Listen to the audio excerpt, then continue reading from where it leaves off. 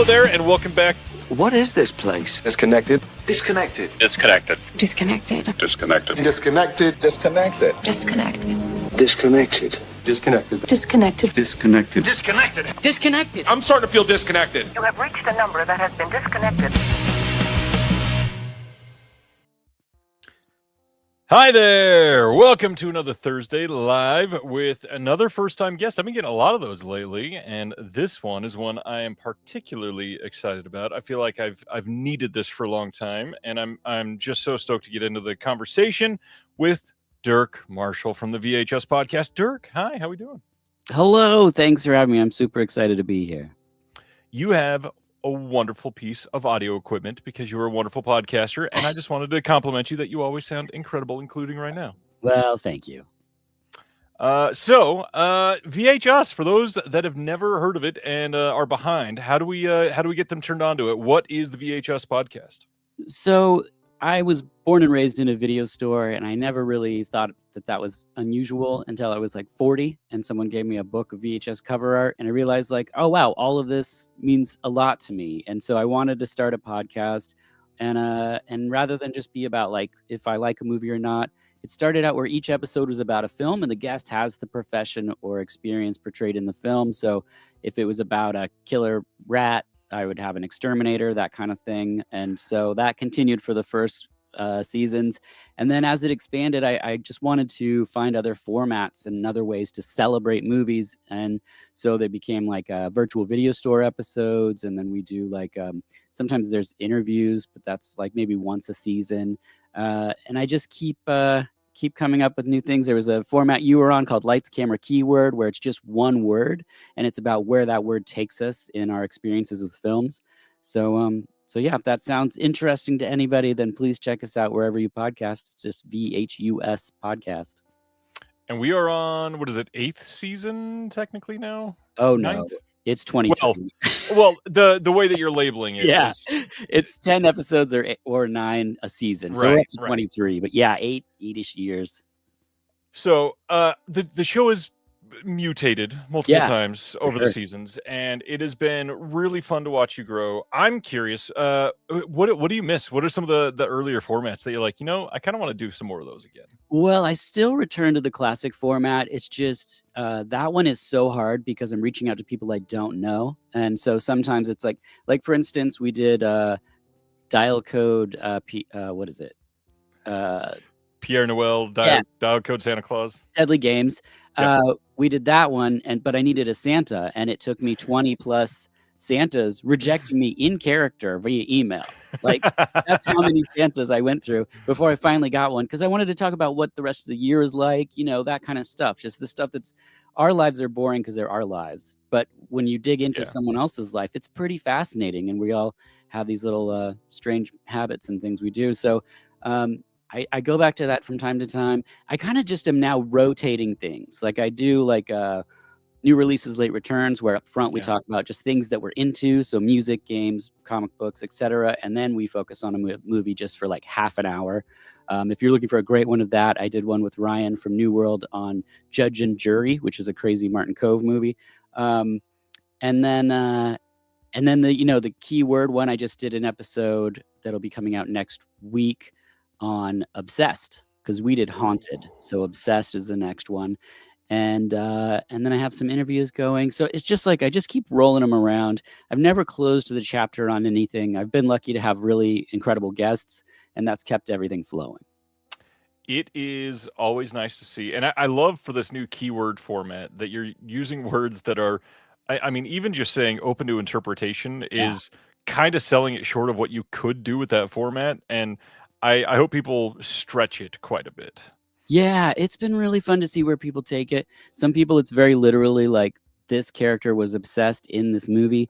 And sometimes like for the Obsessed one that I'm about to release, I knew all the films that I'm used to obsessing about, Reflecting Skin, etc. So I was like, I don't want to talk about those. So I was really almost like in a transcendental meditative state to see how far back I could go to find things in my own video store I grew up in that I was like obsessed with. And so that's where like it was really exciting to see like, oh my gosh, I haven't thought about a movie in 30 plus years, and I really watched it so much that like I and I mentioned it, neither one had seen it. So check out that episode next Tuesday to see what that title is. Well, now I'm dying to. That's the other thing about your stuff is you are unlike a lot of other podcasters because you do not focus on a genre, you don't focus on an era. You are very much all over the place. You watch a lot of new movies, you watch a lot of old movies. You are very varied. That's a terrible sentence. In your taste. What's your favorites for everybody? Favorite movies? Let's say favorite genres to start with. I think a lot of what I end up coming back to or writing about on the Patreon or talking about, like, it's usually like Derek Jarman films. The Reflecting Skin's my favorite film of all time. I end up talking a lot about Godfrey Ho movies because I have a pretty substantial collection of those. And, like the direct-to-video action movies, the 90s. I'm really into like digging those things up and trying to find them. I've already tried to convince you to get Antenna to release a bunch of stuff, not even knowing how the business works. I'm like, hey, I would like these. Yeah, and of course, horror. I mean, like everybody, I have a bunch of favorites. I'm always digging for new post-apocalyptic movies, things that have been rolling around forever. Like Empire of Ash, one of my favorite ones, because then I found out there's Empire of Ash 2. And I got that, and then it's just Empire of Ash. They just called it 2, which I love, that kind of thing. Yeah, so I would say a lot of that. But that being said, I also have a ton of Miike films and, Nice. A bunch of Chinese action over here. And, I just constantly am either collecting things I remember from growing up in the store and being attached to those covers. Like, Rotor is one that is like one of the best covers. Or it's like new stuff where it shows like yours where it's just mentioned. And that's all it takes for me. I don't need someone to sell me on something. If someone's like, there's this Lady Cyborg movie, I'm like already on eBay or whatever trying to buy it. Like This movie exists. That's it. Yeah, that's it. That's all I need. And then I go and see it. That being said, there's a lot of stuff I don't see. And it's not because I'm not interested. And my friends make fun of me all the time because they're like, oh, Dirk didn't see that movie because it's good. And I'm like, okay, very funny. But like, there was a new Superman movie with the dog and everything, and I didn't see that, but my friends saw it and they loved it. And yeah, if they want to talk about it, I'd be happy to watch it. But I also don't have the time because I have a bunch of stuff over here that I have to watch that I paid money for. So, well, and that was I don't think I've heard you break this down. How are you keeping up with films? Are you going to the theater very often? Are you streaming mostly everything? What is the main course of new food as far as films for you? Yeah, so I'm constantly searching for films from overseas. I love movies from Korea and China, Japan, and a lot of that stuff, as we'll get to here, doesn't come out for over a year or something once you read about it. And so I don't have a good system. So I'm constantly, luckily from growing up in the video store and then moving to record stores, I have a routine of like Tuesdays and Thursdays of going to the same sites and searching the same words and trying to find the same stuff. And I like that routine. I've always had that. So it's less of me walking to a place and it's now the internet, for better or worse. But yeah, new stuff. Sometimes it's streaming. Sometimes I just get tired of waiting and I just buy the Chinese Blu-ray or DVD or whatever. And then I'll get the other one later on, probably because we'll talk about it. Someone does a great essay on it. And I'm like, well, I got to support my buddies. But yeah, it's unfortunately, there's just random streaming sites that's for new stuff. I don't make it to the theater that often because a lot of the stuff I want to see isn't really released here in Portland, or if it is, it's like a one weekend thing, or it's just I have such bad theater luck that I've just been like, well, eventually I'll watch it. And I'm one of those psychopaths that likes no distractions when I watch a movie, so really down here with like in the studio with the huge TV by myself, that's key. Because even if my wife's next to me and she's doing emails and the movie's good, then I'm distracted because I'm like, you're not seeing like how awesome this is. And also most of this she wouldn't want to watch anyway. So understandable. And then that's the other thing. You say it's one weekend for some of these films. The hard part too, a lot of theaters aren't even trying to get them. So I completely understand it. It's usually, even in a city like Portland, Oregon, you're in one, maybe two theaters if you're absolutely lucky. And that sounds crazy for a city like Portland, but it's true. Like the theatrical experience isn't quite dead or dying in a lot of people's eyes, but for mainstream audiences, it's robust for film lovers like us that are seeking out the weird and wonderful. It gets a little tough. Yeah, what gets me out to see it is now like when they do like Goblin did or Claudio Simonetti did the live score for a couple films that came through, and I was like, yeah, let's buy tickets, let's go to that. I'll pay whatever for that experience. But it's less so just like a new film, and it's more of these, and the Hollywood Theater here does a great job of having all these awesome showings and things.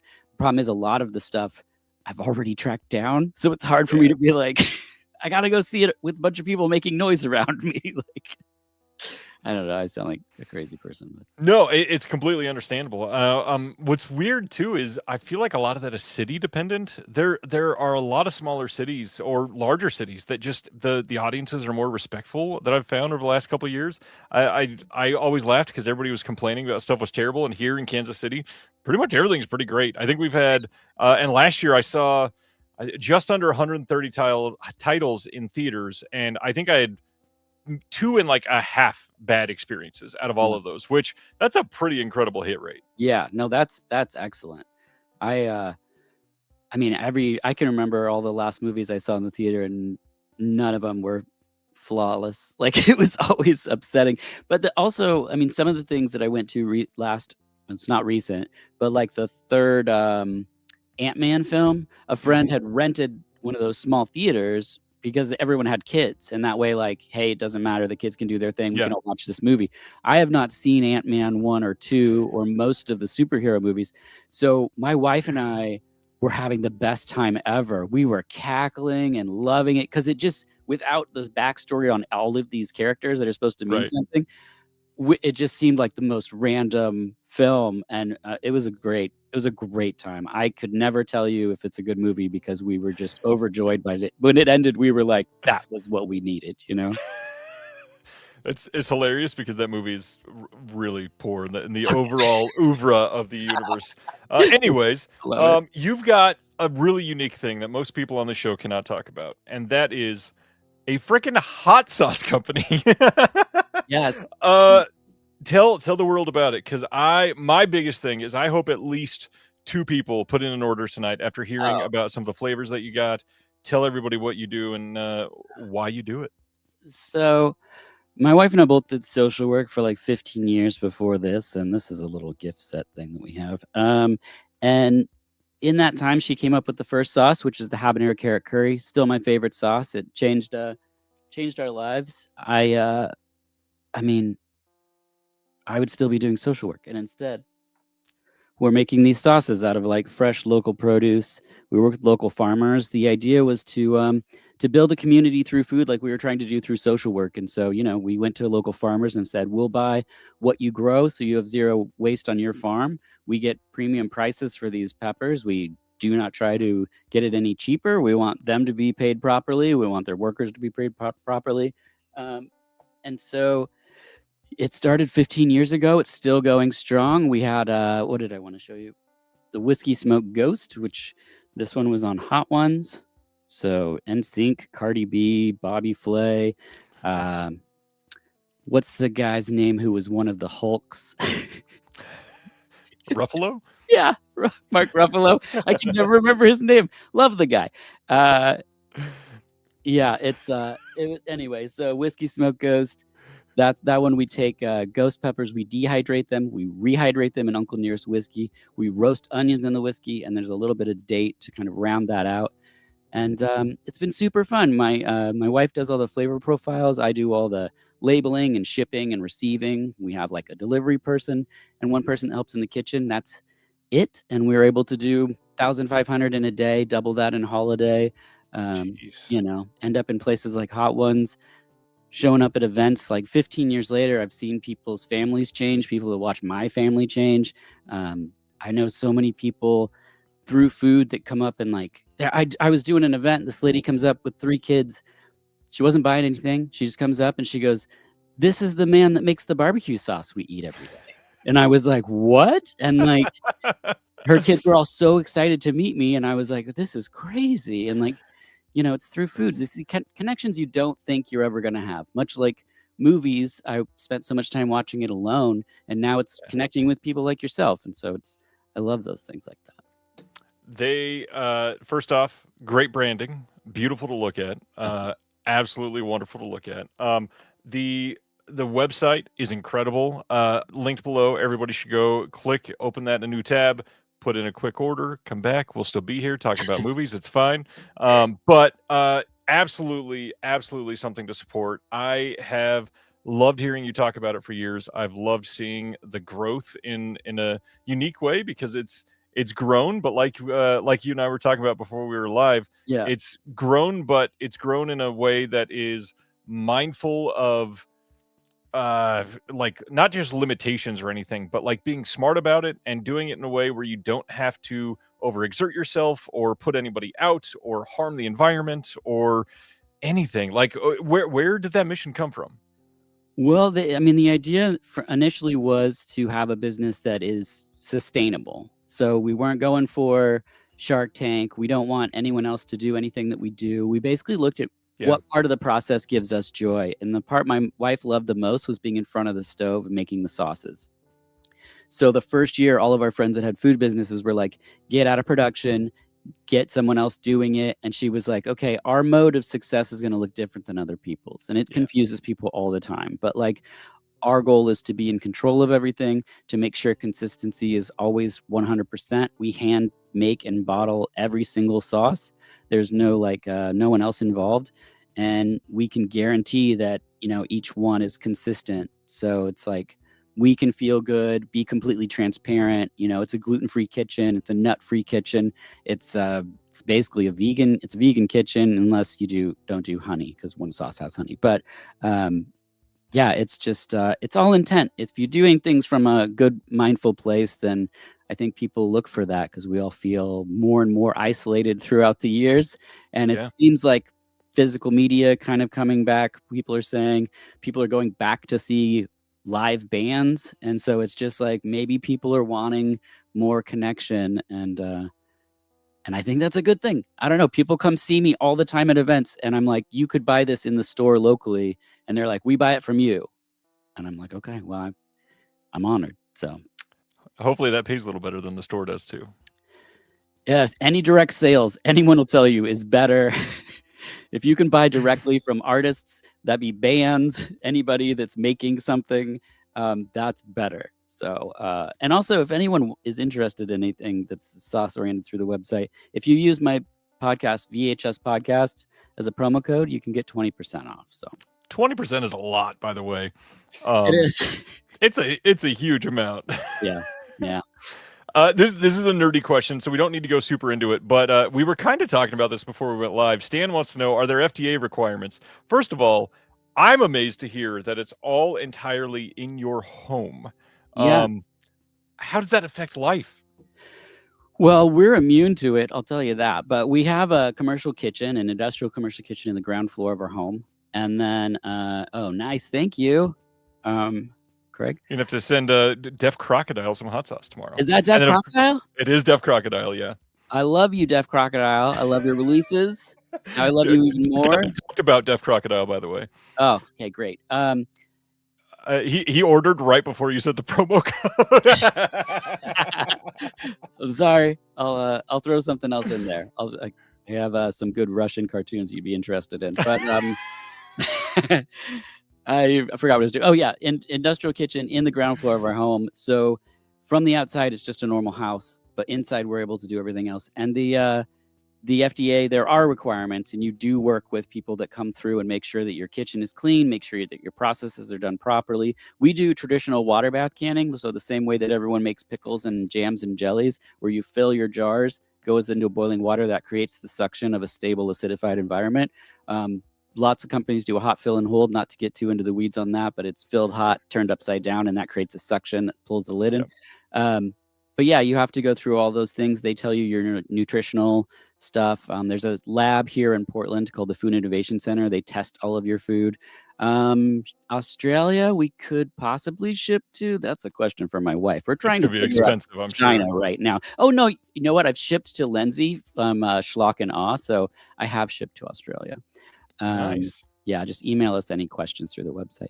But yeah, so it's and you know, we constantly help people start businesses and stuff all the time too. Like yourself, Ryan. Like it's better to be remembered as the person that is a helpful person in someone's path than the person that Yeah. tries to put up some kind of imaginary block for someone trying to live their dream. You know, so it's like if anyone even has a question about that kind of stuff, ask me sometime. Just email us, and if you're like, "Hey, I made this thing. What do I do next?" We're happy to take time out, you know, to do that. And I can attest to that. Dirk has been wonderful to speak to over the last. I mean, most of it's been in the last year, I think. But the reality is, I've followed you for quite some time. I loved the moment, by the way, when we were talking about your podcast in the magazine, and I got to say, no, I already promoted your podcast in the magazine because I listened already. Yeah, I had no idea. I mean, you don't know people until you talk to them, you know? And so Yep. sometimes I saw all this stuff, all the things you were doing, all the things you had going on. So the last thing I would ever think is that you would have a second to listen to my podcast. So it's, you know, part of it is I'm not always the most positive about myself and believing in myself, and part of it is also I just thought you were super busy. So, but I think I appreciate that so much, and I'm excited to be advertising in an upcoming issue. So. And I hope everybody checks out the show because even the ad is. I've always loved the way that you do individual, unique cover art. And I mean, speaking of busy, I can't do that. I love that you put so much time into that. That came about. I did an episode on The Ambulance, and in that, Eric Roberts is a comic book artist, and so the guest for the episode was a comic book artist. And my producer at the time goes, "You should have someone do an image of that." So I did it, and then the next guest was like, "Do I get artwork?" And I was like, "Oh." I So guess so. yeah, so I've been for the past 8 years working with Celine Cordero, she's an artist in New Mexico. I've never met the person, but gotten them tons of jobs and business off of this, so I love that. But she's the first female hentai artist in New Mexico. And that's why if you look at some of the artwork for a show, it's a little frisky sometimes. I've had some breasts on a few, just so you know. Well, I think we should change the word frisky to spicy, just to keep it on brand. Okay, yes. But on that note, I love that it keeps happening. I love that you're putting so much time into it. And one thing that we both put a lot of time in is movies. That Yes. was a terrible segue, but let's get into it because tonight, after our announcements, we are covering a couple. I don't really want to say forgotten, but like underseen films from the last handful of years. I'm probably gonna have a very generic list because I knew that Dirk was gonna go super deep cut, and so I wanted to give a little bit of both. But they are great films that I will defend at least until I watch it again and see that I was wrong.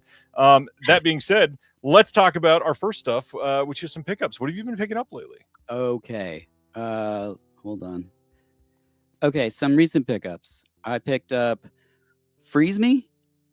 Connie. Yeah, so Takashi Ishii. This is a rough one, but but I was interested in checking the film out mostly because of the archival materials and the essay by Sam Deacon. That's really what won me over. I'm not a huge proponent for films with lots of sexual assault, but I'm always interested in people contextualizing things, and so I picked this up. And I'm glad I did because one of the things I wanted to showcase here in a visual medium is that the booklet is a freezer manual, and that is pretty cool. So that was my first one. Are we going back and forth, or am I just doing all of these? You can run through all of them as Okay, fast or as slow as you want. Okay, so I'm gonna keep that short because it still makes me uncomfortable. But next I got Dust Devil. Nice. So obviously this is sorry, my notes are mixed up here. So yeah, 1992, directed by Richard Stanley. It was a movie that was hard to see for a long period of time, and it's about a shape-shifting demon in South Africa, essentially. But this is why I bought this. I saw it on eBay, and it was used, so I'm not directly supporting Richard Stanley. I think he might be a bit of a bad guy. Speaking of abuse, yeah. Yeah. So this is the German collector's edition, and it has somebody got the umbrella one. This has like all these extras. I mean, it's really amazing. One of my favorite things about I buy these like Spanish and German special editions is that I have no idea what any of the supplements say, and so I can't enjoy the booklet. I can only enjoy the interviews. But excited about that umbrella release. But I just loved this artwork. It's just a gorgeous. It looks great. I don't know if you've thought about it. One thing that I do is I use the Google Lens to hold up to the booklets, and you can do like a couple sentences at a time. It's not perfect, but you can get the gist of it. Yeah. Oh, that's smart. I'll do that. Next, I just wanted to briefly plug The House of Psychotic Women Volume 2. Hell yes. Great release. Yeah, I have the first one. I mean, any of us collectors know that Severin's killing it with the boxes. I'm not even a box guy is the thing. Like, I want to have the separate films more often than not. But when they put something out that's like this gorgeous, come on. And the second one I feel like is even better than the first collection, but I have both. I have the book and the board game. I went all in on Psychotic Women. Don't tell my wife I said that. But I'm super stoked about the intros for this by Kiera Janice. I also think the Kat Ellinger stuff is a major selling point for anybody that's buying physical media. A lot of my purchases are driven by the bonus features. Next up is Challenge of the Lady Ninja. Ooh. Yeah. So comes in this beautiful hard box. You've got the cards, you've got the poster, you have this artwork, which is just ridiculous. This thing, so it's from 1983. It's directed by Leo Nam. I don't know. My computer always corrects names, and I'm always like, that is not that person's name. Right. So that person also directed Lady Ninja, Crazy Nuts of Kung Fu, Phantom Kung Fu, bunch of other stuff. Has Loretta Yan Hui Shan, who did Thrilling Blood Sword, Golden Queen's Commando, Ninja the Violent Sorcerer, Five Deadly Venoms, and more. It's a super fun movie. The Kung Fu stuff in it is a total blast. Nice. There are sequences towards the end where I mean, the reason I have so much Godfrey Ho stuff is because there'll be a moment that is so wild, and you're just like, I would have never seen it if I didn't watch this whole movie. And the ending of this is one of those. If you love ninja powers that are never defined and just suddenly like someone does something and you're just like, that's a possibility, like this is so good. And also I stand by that. If any time you see Justin Decloux's name on a release, pick it up. Especially like cheesy martial arts, because he will go in depth. He knows so much, and he talks so fast that you get your money's worth every single time. It's really great. It's a great release, and I'm so glad I bought it. And the last one I wanted to talk about is one that I haven't seen yet, because I wanted to have something that I didn't want it to seem like I've seen everything. Because anytime you talk about weird movies or something, people go, "You've seen everything." It's like, no one's seen everything. Right. Is Moonchild from 1994. Visual Vengeance. Yeah, so shout out to Reanimated Records in San Diego. We were recently there. I popped into the store. They have tons of records, tapes, punk stuff, vinyl, used VHS, new Blu-rays, used DVDs. And I hadn't picked up this one from Visual Vengeance, partly because I hadn't seen it with the slip. I'd only seen just the regular case. And for some reason that didn't grab me, but this did. But I had to get. I have a werewolf section in my collection right next to the vampire section, and I was like, you know what? A full moon can be fatal. Come on over, Moonchild. Get in this collection. So SOV werewolf film was my other recent pickup. The werewolf section reminded me of a little over a month ago when I went to Seattle and I got to visit Scarecrow Video for the first time. And I walked in and it's overwhelming. It's great. It's beautiful. But one of the first things when you walk in is just a big Bigfoot section on the right side. Yeah. And I was like, oh, so like I'm home. Like it's just, this is perfection. And it was great. Welcome to the Pacific Northwest.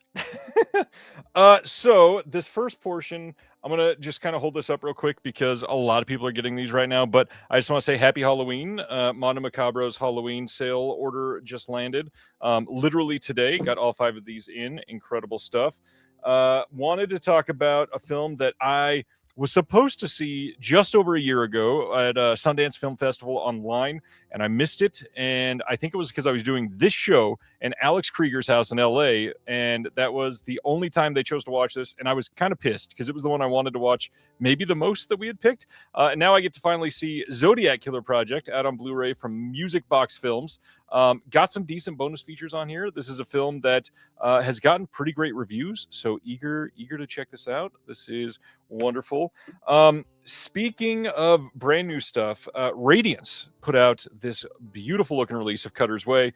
This was released by Fun City Editions a while ago, but not on 4K UHD. And now you've got supposedly a much better looking disc for this big book that came in this box set. These I mean, I'm not really not a box person either, but to collect a film like this that I loved is going to be really nice. But the one that I'm most excited about, and not just because I'm biased because I worked on the disc, but I truly think this is going to be like a film that you're seeing on a lot of people's discoveries list at the end of the year. And not just saying this because they're in the chat or anything, but Dead Mountaineers Hotel from Def Crocodile. For those that have never seen this, this is such a difficult movie to explain, but it is a beautifully shot, like labyrinth of a film that includes aliens in a weird way, that includes one of the most beautiful, majestic St. Bernards you'll ever see on film. Will have shots that make you go, how did they even think to do that? Because it's literally shot in a hotel out in the middle of the mountains. The opening looks like the opening from The Shining. And as they're shooting some of these shots, it is like through a window across a courtyard that is pretty vast. Then the other side of the hotel is on the other side of this courtyard, and they're looking into a room. And so you're shooting through darkness, through light, through darkness, and everything that is crossing paths is just unique. I don't think I've seen another film look like this. And the previous Blu-ray was fine. It was I think it was a German Blu-ray from Camera Obscura. It was fine. This is a remarkable upgrade. The 4K on this is stunning. And again, people watching this for the first time, you are going to lose your shit. It is just a wonderful movie, unique story, really well done. It's like a murder mystery. Let's solve who keeps killing people in the middle of the hotel. It is stupendous. That's all I'll say, which was a lot. All right. So recent watches, what have you been checking out? Because you watch a lot more than me. Well, yeah. The good thing about working from home and for ourselves is that I can kind of move my time when I sleep around. So okay, recent watches. I got a stack over here of that too. Okay, first off, I want to go with Two Front Teeth. So this is a Blu-ray from Phantom Mission, I guess. I picked it up from Error 444 when I also got this Fatal Termination shirt. Because I spend money on important things. So it's a SOV Christmas film that has, it's got gimp elves, gun-toting nuns, pretty wild karate fights. It's a small budget with big ambition, and I always love movies like that. And for me, this Blu-ray has like an archival interview where you see him 20 years ago talking about making this movie, which is exciting. You know, it reminds us of when we saw Sam Raimi talking about Evil Dead. But what really sold me on it is that it has a new interview with them. And I watched the new interview first. So, you know, now they're 20 years older than when they made it, talking about their experience and what inspired them. And then I watched the film. And, you know, sometimes SOV stuff's not really my bag. Sometimes I can get totally into it because I don't watch things to make fun of them. Right. And I like it when people are really trying. They're doing their best with like basically no money, and these guys had saved up all they could to do this this film, and I just found it really, really fun in that kind of Evil Dead. We're gonna make this work, like definitely not. You know, I mean, Evil Dead's a high bar, but you get what I mean by people out there really trying to make something happen and dreaming big. And this release, like they have this beautiful cover on the slip, and then like you can see one of the elves' faces on the back. I mean, it's nice. I had never heard of it. And to find it like a horror SOV kind of comedic horror situation, it's for Christmas. What a wonderful thing to come across. Next, A Useful Ghost. That's a new movie. I don't know if you've seen that one from 2025. Directed by Ratchapoom Boon Butchchoke. I'm sorry, I'm bad at Thai. But it's the director's first feature. It's basically about a dead man's wife who possesses his vacuum cleaner. And yes, it does sound absurd, and it is. I heard of this one. Okay. It's very quirky, but it also is poignant and kind of just a delight. And what I thought I was going to just be like, I'll check out pretty much anything from China, Japan, or Korea. And I loved it. I was like, whoa, this is like, every year there's about 5 movies that I'll never convince another person to watch and that I absolutely enjoy, and this is one of them. So, A Useful Ghost is again that title if you want to see the Ghost Vacuum movie. Then I revisited Primevals. Nice. I have the lunchbox too.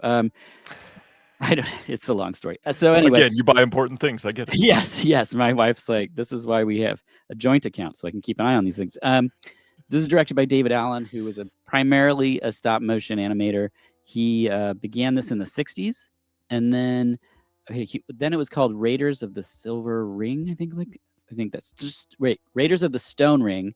And then it kind of hit pause. That short kind of existed for a while. And then he was tinkering and working on it until he died in 1999. And at that point, one of his colleagues, Chris Endicott and Charles Band from Full Moon, got together, started a Kickstarter, and finished the film. So it's really cool that you get to see this sort of stop motion animation thing with live footage that was shot so long ago, get the finished, polished version. Unfortunately, this DVD is completely bare bones. I feel like the story I just told you should be about 4 hours long with all these talking heads, not just me meandering about a guy's life's work. But anyway, Primevals, check that out if you haven't. And then really fast, I got 2 more. Twisted Issues. This is Charles Pinion. Charles Pinion. He was just in town presenting this live. And I bought this because Heather Drain's on it. I did not know who this man is. I did not know his work. But if Heather Drain's on something, I'm going to pick it up. And you're a smart man. Once again, in written word and a video essay, worth it for that time. It's basically like started out as kind of almost a documentary of skaters and punks in Florida, and then turned into a splatterpunk comedy. Very low budget, lots of like filming of television stuff, but I thoroughly enjoy that. And then Boxman, Let's Talk Third Window. We both love him. So this is what we originally bonded over. I love it. Yes. So I know him as Sogo Ishii. He's now Gakuryu Ishii. I always say it wrong because I'm so used to Sogo. But one of my favorite directors, and he recently, his films have been getting better versions put out by Third Window. So he's replacing all my old collections that I've had since the early 2000s, but I can't get rid of them because I'm so attached to them. But check out all of his films over there. This one has a commentary by Tom Mess. Tom Mess is the man, one of the great voices on these films. So definitely pick that up. If you want to know what it's about a photographer who finds a man who's living inside a giant box and just experiencing the world through a slot. And it goes from there. So if that sounds like how you want to spend your time, I watched a movie about a vacuum, so what do I know? But that's what I've been into. And then quickly, I wanted to plug 2 more if I could. Of course, yeah. These are new ones, and this is something that like I'm always searching for action stuff because like around 1 o'clock in the morning, I want something kind of brainless that I can turn my brain off and just have a good time. And because I'm not like a superhero guy or whatever, I'm like, give me some wild action. So. Desperado from 2024, directed by Chang Si-yi, stars Danny Chan Kwok Kwan from Kung Fu Hustle and Ip Man 3 and 4. I waited forever to see this movie, and I would still be waiting because it's not called Desperado here. It was in China. Here, it's called Thug in a Suit. Thug in a Suit. Anyway, terrible title here. But if they called it Desperado, would we find it with all the other Desperados? I can't say. So people then really irritated me because they were saying, without John Wick, we wouldn't have this movie. And I was like, actually, we wouldn't have John Wick without Hong Kong cinema. So let's put a shine on where this all came from. Anyway, this movie is about an assassin who is no longer an assassin. And I'm not going to get into the backstory because it's a pleasure to watch it unfold in the film. But he's now a clown. So you get to watch him be a clown and then get back into assassin mode in full clown makeup. Wow. Yeah. And Dirk froze. Well, we'll give him a moment, see if he can come back. Hopefully he does. I wish it was a little more of a flattering situation to be the thug got him. Oh, ZPAM, you got me good. All right, while we're waiting on Dirk to reappear from the netherworld, I will talk about one of my recent watches, and we'll come back to Thug in a Suit in just a moment. One of my recent watches is, funny enough, something that was just announced before it went live. So I'm going to cover this real quick because we're going to cover this next week for reasons that will come out later. Film Focus, Philip Seymour Hoffman from Imprint is available to pre-order now. And something that's in here is a film from early in the 2000s called Owning Mahoney from 2003. This is a movie that is a Canadian crime thriller about gambling, starring Philip Seymour Hoffman in an incredible performance. He's absolutely just stupendous in it. But I worked on this disc like crazy this week, so I may as well talk about it. We've got a new audio commentary on this by Gary Stephen Ross, the author of No Limit, The Incredible Obsession of Brian Maloney, the original novel that was the source novel for Owning Mahoney. It is incredible. Will Dodson, as you know, he is on the commentary with the author as well. We also got a new commentary by Walt Chaw on this disc. And then finally, for those that have been following closely with Antenna, my partner at Antenna wrote a visual essay for this. Mr. Billy Ray Bruton wrote Place Your Bets, The Agony and the Ecstasy of Gambling in Cinema. So I'm very excited to see everybody pick up this box set and check out this film. This is where it's pretty hilarious because as I was producing this film, or the release of this film, I didn't know it was part of a box set. And I wish they would have told me because, man, I would have loved to have worked on Before the Devil Knows You're Dead. But it is a really, really great film. Owning Mahoney is. For the Devil Knows You're Dead is also very good. I've never seen Flawless, so very eager to check this out. Gotta love Philip Seymour Hoffman, and this is an incredible person to focus the box set on. So eager to see what comes of that. Eager to see Mr. Dirk Marshall come back, hopefully. So we will talk more about Owning Mahoney and the rest of the 2 Film Focus box sets that were announced just now. Terry, it says out of stock, but if you search for Film Focus Philip Seymour Hoffman, another listing crops up. I don't know why, but it is available and you can buy it. Just, I think they're going to do a dual, like if you buy both of the Film Focus things, you get a deal or something.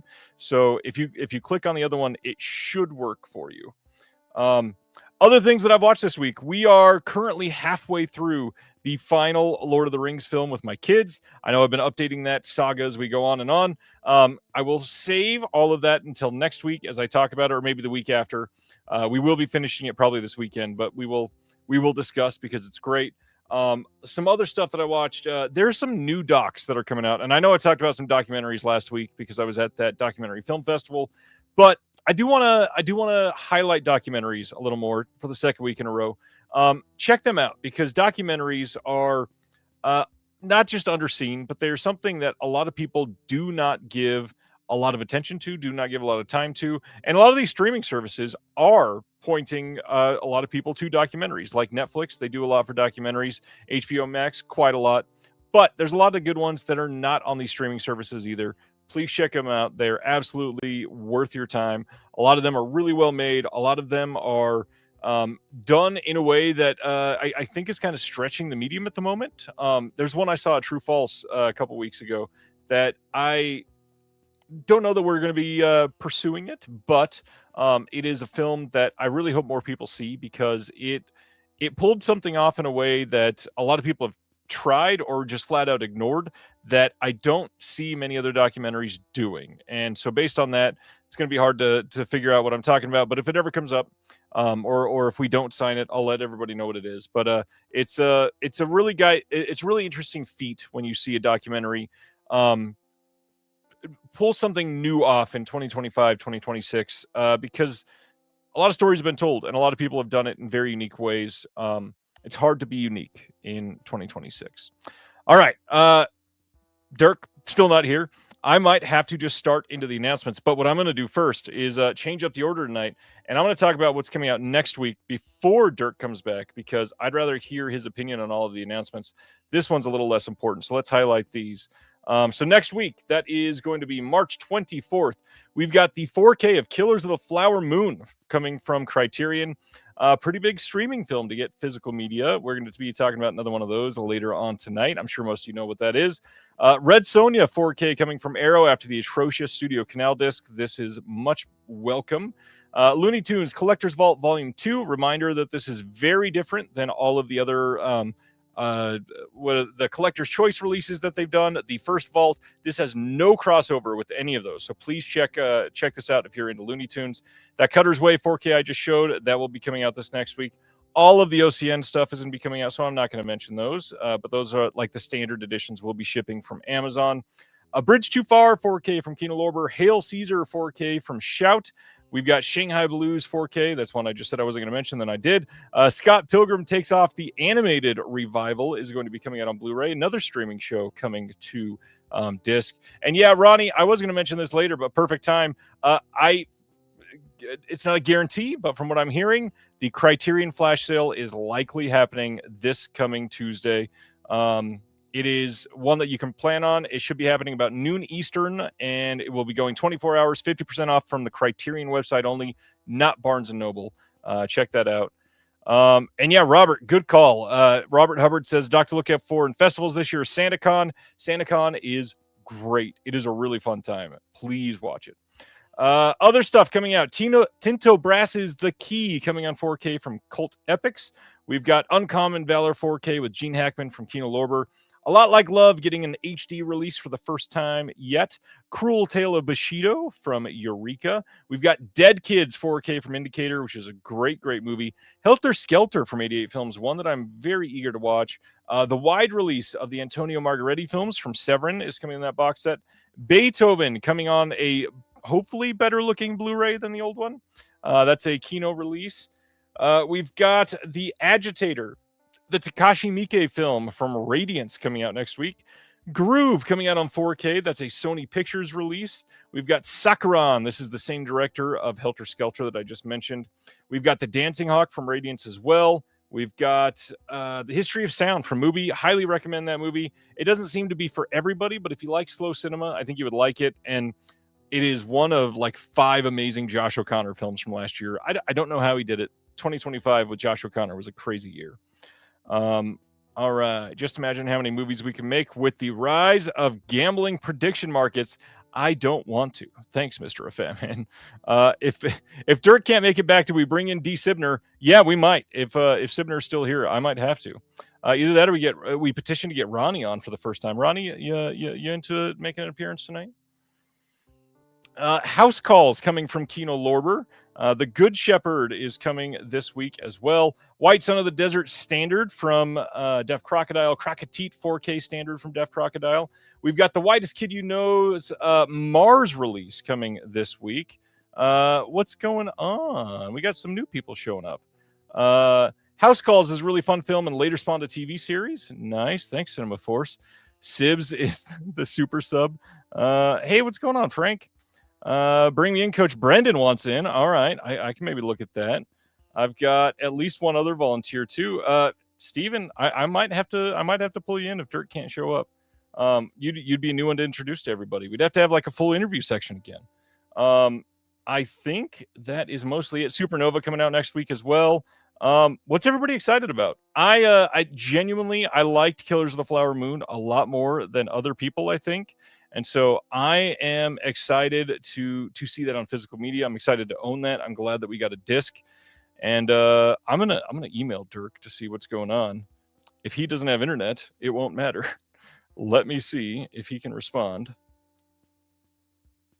Let me see. Sending email. All right. Email is sent. If I go another 3 minutes or so and he's not been back before, hey, we'll try some of the other volunteers. Excited about the Tinto Brass movies for totally unworthy reasons. I get that. Definitely excited about Killers of the Flower Moon, says Ryan. Nice. Gonna pick that up on Tuesday. Yeah, if that sale is on Tuesday, it will be an immediate buy for me. Harold says Looney Tunes release of the week. Cutter's Way is a close second. If you've not seen Cutter's Way before, I know I kind of sped through it earlier. That movie is just incredible. Fun City Editions, I know that we have given them a lot of credit over the years, but they are one that they don't get quite enough credit for how many movies that they put out that are so good. Brian, yes, I did see your message. I will absolutely reach out if we get there. I might try somebody. We'll see what's going on. We might have a round robin tonight. Let's get like 5 people in here if Dirk can't come back. I sent the email and still nothing. So I'm gonna go to my first new guest. I'm gonna send a message. Steven, I'm calling you in. Brian, you might be next. I'm gonna bring in Stephen Perkins for a few minutes. Let me see if he shows up. Got in the imprint Western sets today. Nice, Paul. Smile from Fun City is a favorite. Great release. I will give another shout out to, ladies and gentlemen, the fabulous Stains that just released from them, their first 4K. Now they've announced a second 4K, but that is a really fun movie, especially if you like female-fronted films, if you like punk music-centric films. I think that you could pretty much find something to love in, ladies and gentlemen, the fabulous Stains. What else? Tony is getting Killers of the Flower Moon. I saw Ronnie comment something and I missed it. Ronnie says, never been on camera before. I'd need more notice for that. I understand. We'll get you on someday at some point, Ronnie. Should I get in the queue? Oh, wait a minute. He is back. There is Dirk. Hi. Was there a tornado? Oh my gosh. I have no idea. The internet just decided, hey, you're not doing a live show, are you? And I was like, don't worry. An editor will cut this together perfectly. No, I had to reset everything. It was so weird. I don't know, but sorry, apologies. You're fine. I almost canceled everything, but I think we're good. Thanks everybody for that volunteered to come back if Dirk was unable to make it back. But hey, I went over everything that was going to be coming out next week, so we don't have to cover that at the very end. So, is there anything I need? Killers of the Flower Moon from Criterion, if you're into that. Looney Tunes Collector's Vault Volume 2, maybe. Good. Okay, here's a more Dirk film. Okay. Red Sonja 4K from Arrow. I'll think about it. What's the cover look like? Let me bring it up. It's the classic. Oh, okay. That's the box. Not too bad. Yeah. We'll see. Anything else? Are you a big Hail Caesar fan, maybe? No, I think I'm okay. The laugh was very telling there. Wait, what is the Which what's one? on the right? Yeah. This is the Bleeding Skull release that was announced on the 1st of March. Oh, okay. Now that seems like something. Antoine Pelissier. Yeah, I'll probably get that. Yeah, it's a decent week. It's about to take off much more than that after. We got a couple big weeks coming too. Oh geez. Brendan says we should have a show where every single viewer is simultaneously on camera. That would be a lot. It'd be like Romper Room. Did you ever see that when you were a kid? Where it's fine. I've heard lots of things, but that sounds terrifying. Yeah, it is. All right, let's get into some announcements then. Steven was almost logging in. I'm sorry, Steven. We'll get you in soon, I promise. All right, first, we get to talk about a really fun movie tonight. Coming on May 18th on 4K Steelbook and a standard Blu-ray only over in the UK from Vision's Home Video is Slither from 2006. This is James Gunn's Slither. And the rumor here is that Shout will be releasing this in 4K very soon.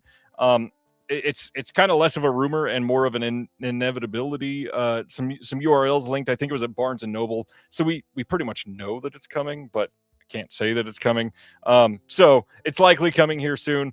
This is a UK exclusive Steelbook artwork plus a collectible poster, brand new 4K scan from the 35mm Interpositive, approved by the writer-director James Gunn and the DP as well. There's a new interview with the DP, Gregory Middleton, new interview with the editor, John Axelrad, new interview, special makeup effects designer, Todd Masters, new interview with the composer, named Tyler. That's all they had listed. Are they really just named Tyler? Plus more extras coming that will be confirmed later. Here's the inside of the Steelbook. How do you feel about Slither? Me? Yes. Oh, I mean, I've always enjoyed it. I was a James Gunn fan from the Romeo and Juliet days. Yeah, I mean, do I need to own it again? I like the artwork and it's supplemental, sound good. Yeah, I might pick this up. This is, and we didn't get like all of your hot take opinions. I don't think this is a hot take. I don't love that they're putting this on a 4K steelbook, and then you can't buy a standard 4K. You have to buy a standard Blu-ray if you don't like steelbooks. But the difference there is pretty apparent, and the steelbook itself is like $22 more than the Blu-ray. That's a lot to get a 4K disc in a steelbook. Yeah, that is. I mean, what's your general take on steelbooks? Do you love it? Do you hate it? Do you care? I'm an idiot because I don't really like, I don't even necessarily prefer them. I do like the artwork a lot of the time, but then I say that and I look around and I think in this room I probably have 600 steelbooks. That's way too many steelbooks. So But thanks for the confirmation, Dirk. Yeah. The hard part is over the last 3 years, so many films are only coming out on steelbook, and Yeah. at that point, like I've held off on buying a lot of these until we get the definitive release. And now that we have them, it's a shitty overpriced steelbook that I wouldn't have bought. Yeah. Fair. And then my big thing is, if and when we ever sell this house and move, now my collection weighs 8 times more than it should. Why? Yeah. It's already hard to move a collection. Oh, it's awful. I mean, I collected records before I got back into movies, and those things weigh so much. And they're much larger, and you can't see the... Anyways, yeah. All right, so Vinegar Syndrome, last Friday, they announced 2 things. The first one is that Unmasked Part 25 was back. This is a second printing. This had been out of print. The way I read what they were saying in their newsletter, I thought this was going to be an upgrade. Nope, it's the exact same Blu-ray. I really thought this was going to be a 4K release. It's just a new steelbook, or not steelbook. I guess steelbook's on the mind now. New slipcover, which looks okay. There's like some spot gloss on this heart, which makes it look interesting. Everything else kind of meh. No new extras or anything on this. Have you seen Unmasked Part 25? Yeah, and I don't know how I feel about things being reissued and not changed that much. Because like for some of us that have the disease where it's like, well, clearly everyone's gonna buy this, and then I buy it, and a year later there's still 2,000 left in the store. I'm like, oh, so like I jump on stuff. So if they're just gonna put it back out the same with a different slip, it's like, I don't know. Which cool for all the people that missed it. I'm not downplaying that part. Sure, but change it in a way. Yeah, I don't you know. could have put a new extra on there. Like, I understand you would have had to pay to author a new disc, and now you didn't have to, and blah blah blah. But come on. The other thing that they announced is a brand new VSL title. This is a part of their Vinegar Syndrome Labs, which when they announced VS Labs, it was, this does not fit on the Vinegar Syndrome main line, and we're going to try out some interesting things. And so Vinegar Syndrome, trying out new interesting things that don't make sense on the VSL or on the VS main line, they're releasing a film from 1988 called Intensive Care, which is a low-budget slasher horror film that doesn't make sense as part of the Vinegar Syndrome mainline. That was said, tongue firmly placed in cheek. I don't understand how this is not a VS mainline title. This very obviously should have been a VS mainline title. It is a very, we'll say, interesting cast. It is a Dutch horror film. This one looks pretty great because it's got George Kennedy in it, doing very George Kennedy things. Newly scanned, restored in 2K from the 35mm original negative and a 35mm print. This has a commentary track with a name that I'm not going to be able to pronounce. Yveske van Brackelaar, something like that, and Bram Rosa. 35 years later, which is 23 minutes, an in-depth conversation with the director. There's behind-the-scenes footage that's 9 minutes long, and that is it. How do you feel about Intensive Care? Any thoughts? Is this like what's the original elements? Did they upgrade it? Did they? A 35mm original negative and Okay. a 35mm print, so it must Okay. have been missing some of the scenes. Yeah. I mean, look, I don't know. If you're a collector of these things and it's worth getting, I have a bootleg version of this, so I'm gonna pick it up just to see the difference between the qualities. And Yeah. because you said exactly what I had said earlier, that wins my heart over, when they go back to these people and we're celebrating these films that they worked on 30, 35, 40 years ago that probably didn't get a great release or the shine they deserved. I want to see that. I want to support that. I want to, Yeah. put it on my shelf. I don't think a lot of people outside of the people that are here watching this now or that are subscribed to your podcast platform know Vinegar Syndrome has all these different offshoots. I see people all the time just be like, Vinegar Syndrome, like all the movies that are on the website Right. are Vinegar Syndrome movies. And that's changed over the years, and I don't think people are always aware of that. So when I see that this is not part of the regular lineup, I'm like, well, what is Pandemonium? Like, what is a Vinegar Syndrome title exactly? Like, there's so many varieties of, like, you take Blades and put that next to, like, it's just, I don't know. What does it matter? I don't get it. I'll be one of the people that buy this, though, and there'll be people that buy it and say, Dirk, I give this 1 star, and I say that's fair. The people that it really matters to, I guess, is the subscribers, and I think that's where this is a problem, because a low budget slasher is kind of the house that made Vinegar Syndrome, other than the porn.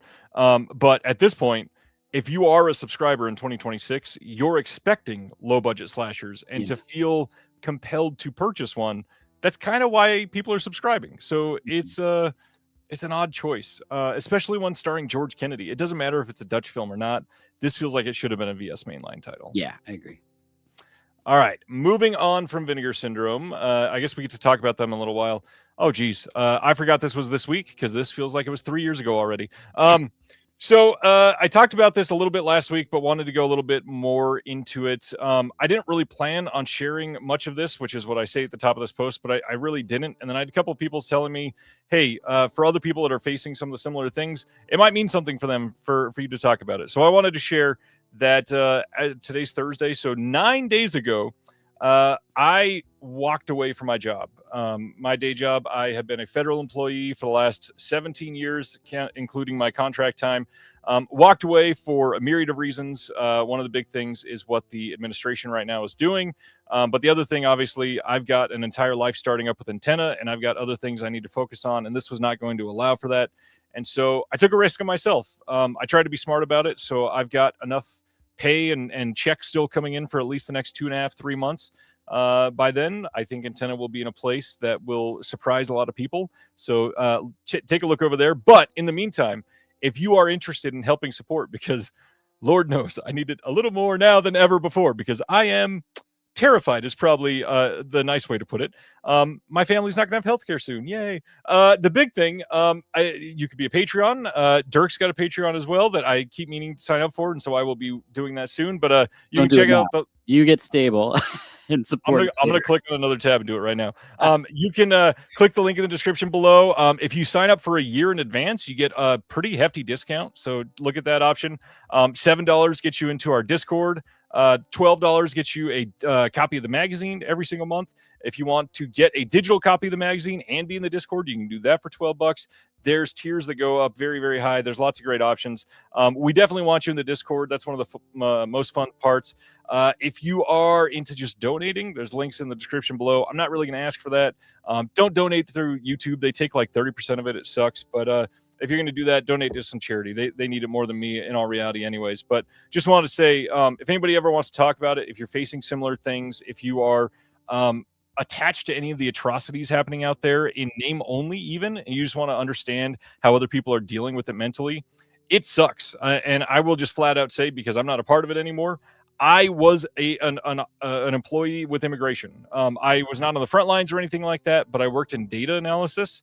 And for the longest time, I was very separated from all of that until this year. And now there were certain things that they were asking for reports. And the next day, I was hearing about those reports literally in the news. That is too much. That is too close. That's terrifying. I couldn't do it anymore. So I took the leap, took a risk on myself for the first time ever. And here we go. Big boy pants on. I have to do something for my family. So here we go. Yeah, other than that, check out the magazine. Check out more of the podcast. Anything that I can do to help here for all of you. All right. Kino Lorber releasing Walk a Tightrope from 1963. This is not a movie I had ever heard of before last week. Do you know this one? No. Cool. Directed by Frank Nesbitt. That's all we got, because I know nothing about it. This is going to be a new HD master from a 4K scan of the OCN. This is going to be, let's see, it says, meet Ellen Shepard, an American living in Britain. Her English husband, Jason Shepard, has been killed, and she's under suspicion, despite the appearance of a happy marriage. Jason's friend assists Ellen to go over the facts to see if they can find the real killer.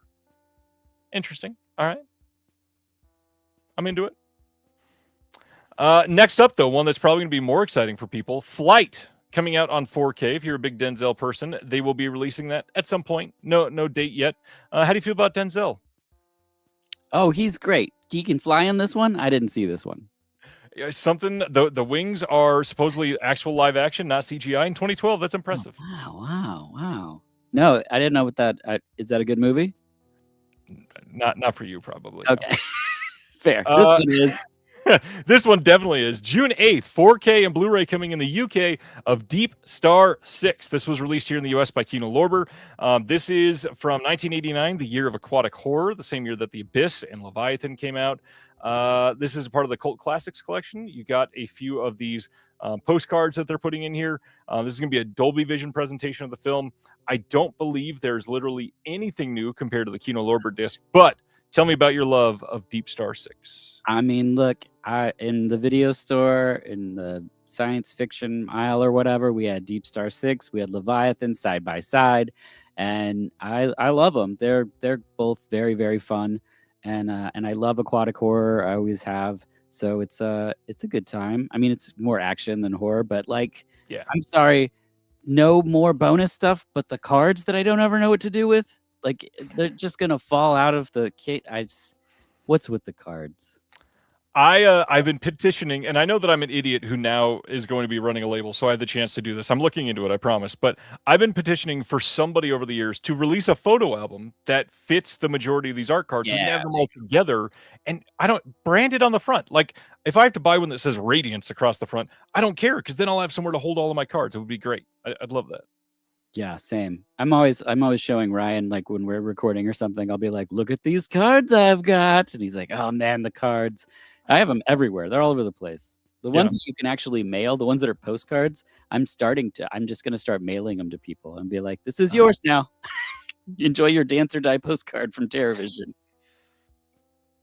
So specific. I love it. I love that it's a disc that I produce too, so it's kind of helping me. Good job. Next up, something that I don't know how I had never heard of this. In late April, we were getting a Blu-ray from Puppetoon of the Puppetoon movie. This is from 1987. This is a salute to the Academy Award-winning stop-motion animated Puppetoons, created by sci-fi fantasy film legend George Pal. Newly created opening and closing animation stars Gumby, Pokey, and Arnie the Dinosaur, hosting 10 of Pal's brilliantly conceived Puppetoons.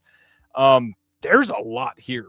There is a lot of extras, a lot of shorts. There's a lot you can pick up. You can order it right now from their website. It is going to be, a region-free disc, so you can order it anywhere in the world. Includes a 28-page collector's booklet, liner notes by a few different people. Are you an animation person? Well, for years I've been saying that Puppetoon just doesn't get the director's cut. Why don't we have the director's cut of Puppetoon? I want the full vision of the director of Puppetoon. No, I've never heard of this, but I will be checking this out. I do love animation, but like when you find something that's sort of odd, like Gandahar, it's a great example of animation that I really enjoy. I have like a whole section of it. American Pop, the Bakshi stuff, things like that I really like. But I just saw there was a French science fiction movie a couple of years ago that was animation, and I would have missed it, but somebody that I talked to that works in animation said, you got to see it. I watched it, blew my mind. So I'm always open to, anything like that. Are you a Gumby fan? I am a Gumby fan. I just went, like I mentioned, I went to Columbia, Missouri for a film festival 2 weekends ago now. Turns out they have a pizza place called Pokies, or Gumby's, I think, and they have a Gumby branded pizza place. Wild to see that in 2026 still be somewhere that's open. Yeah, Gumby was all right. I love that he felt old when I was a child. Yes. And I don't know how many people are going, ooh, Gumby in 2026. We have a breakfast place here called Bees, Beez. So you think it's like bee themed. No, it's Betty Boop themed. And you go in and there's all this Betty Boop stuff, and you're like, what is going on? Who is this for? Who is old enough to this is wild. But yeah, Gumby, wild choice for a pizza place. Betty, I was so ready for you to say there's honey in everything that they make or something. Nope. But I mean, this is Portland, so I don't know what Exactly. We literally have a breakfast place that was called Grandma's that closed out, and it's now a Viking mead store. So, that's where we're at with things. Every word of that sentence was a new surprise. Yeah, I know. That's my life. When you stopped at Viking, I was so ready for like, oh, a blacksmith moved in or something. Yeah. No, just the mead. You can drink it out of horns. For real. Anyway, Puppetoon. All right. This episode is sponsored by the Viking Mead Store in Portland, Oregon. You can drink it out of horns. That's their new catchphrase. Check it out. Check it out. Criterion. Dirk, isn't this exciting? You get to be here during Criterion Week. Oh, great. Take all my money. For one Amazing.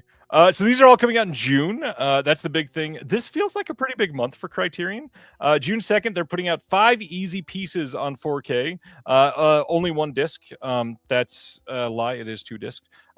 That was a terrible joke. This is Jack Nicholson in 5 easy pieces. This is going to have an audio commentary by the director and the interior designer. We've got a 2009 program with Bob Rafelson. That's the wrong way to say that. He is the director. We've got a documentary about the legendary film company BBS Productions. We've got another documentary featuring critic David Thompson and historian Douglas Brinkley. Some audio excerpts, a couple other smaller things. Have you seen 5 easy pieces or anything else from the BBS box set from Criterion? What else is in the box set? That's the American Lost and Found box set. It's I don't know the Easy Rider is the one that's in that. That's the one I couldn't think of. Yeah. I mean, a lot of these movies I saw when I was a kid, like getting into, like once I started watching international films, that kind of opened it up beyond the bottom row of what I was really into in the video store. And so then I started to check out like, Kubrick stuff and Kurosawa and things that were like more prestigious or whatever way we want to say it, like well-respected filmmakers. So yeah, I've seen this, but I haven't seen it in forever. And this is one of those examples of like a Criterion release where I would pick it up just because the version I saw was definitely back in the VHS days, and probably it could have been cut weird. I mean, so many things are scanned bizarrely back in the day. So yeah, I would love to see, especially, I mean, with TVs and stuff now and the restorations that are happening to films, it's exciting to revisit things that are 40, 50 years old and be like, they killed it back then. Yeah. This looks incredible. Like, it's just, Jaws, one of the greatest examples. Like, every time I revisit it, I'm like, fucking, was this perfect? This is ridiculous. Yeah. Jaws is one of those that's kind of upsetting because you watch it and you're like, how did we just keep going? Like, people just kept trying? Yeah, exactly. Just shut it down. We're done with movies. This is the one. Spielberg did it. We're good. We're good. Next up, speaking of nearly perfect movies, Charade from 1963, coming on 4K from Criterion on June 2nd. This one is a comedic thriller with Cary Grant and Audrey Hepburn. New 4K digital restoration with uncompressed mono sound. You get a 4K disc of the film and a Blu-ray with the film and special features. We get an audio commentary from 99 with Stanley Donen and the screenwriter Peter Stone, and a trailer and an essay by Bruce Eder, but that is it. They put a trailer and a commentary on this disc on Charade with Cary Grant and Audrey Hepburn. A commentary and a trailer. This is what the hell are we doing? Like, you and I are the perfect examples of this. We buy things just for bonus features. Yeah. You're fucking Criterion, and you put on a trailer and a 27-year-old audio commentary. Out of control. That's just insane. I mean, think of how many movie podcasts there are that talk about movies like Charade. Like, there's so many voices, non-professionally to professionally, that you could go to and have something of interest for Charade. Yeah. I don't even know what else to say about this. Yeah, and agreed with Connor. Says Criterion needs to step up their special features, and agreed with Craig. Criterion invented bonus features. It's sad where they've ended up. They have ended up in a money printing machine, and I get that that's hard to tread water against that, but you kind of have to. Come on, we're counting on you. Next up from them, one I'm excited about. June 9th, we're getting a Blu-ray of West Indies, The Fugitive Slaves of Liberty from 1979. This is Mauritanian French firebrand Med Hondo puts colonialism itself on trial in this one-of-a-kind musical spectacular that I have been dying to see since I heard about it. And it's one that I never checked out, and I'm glad that I waited till now, because now I will get a beautiful-looking Blu-ray.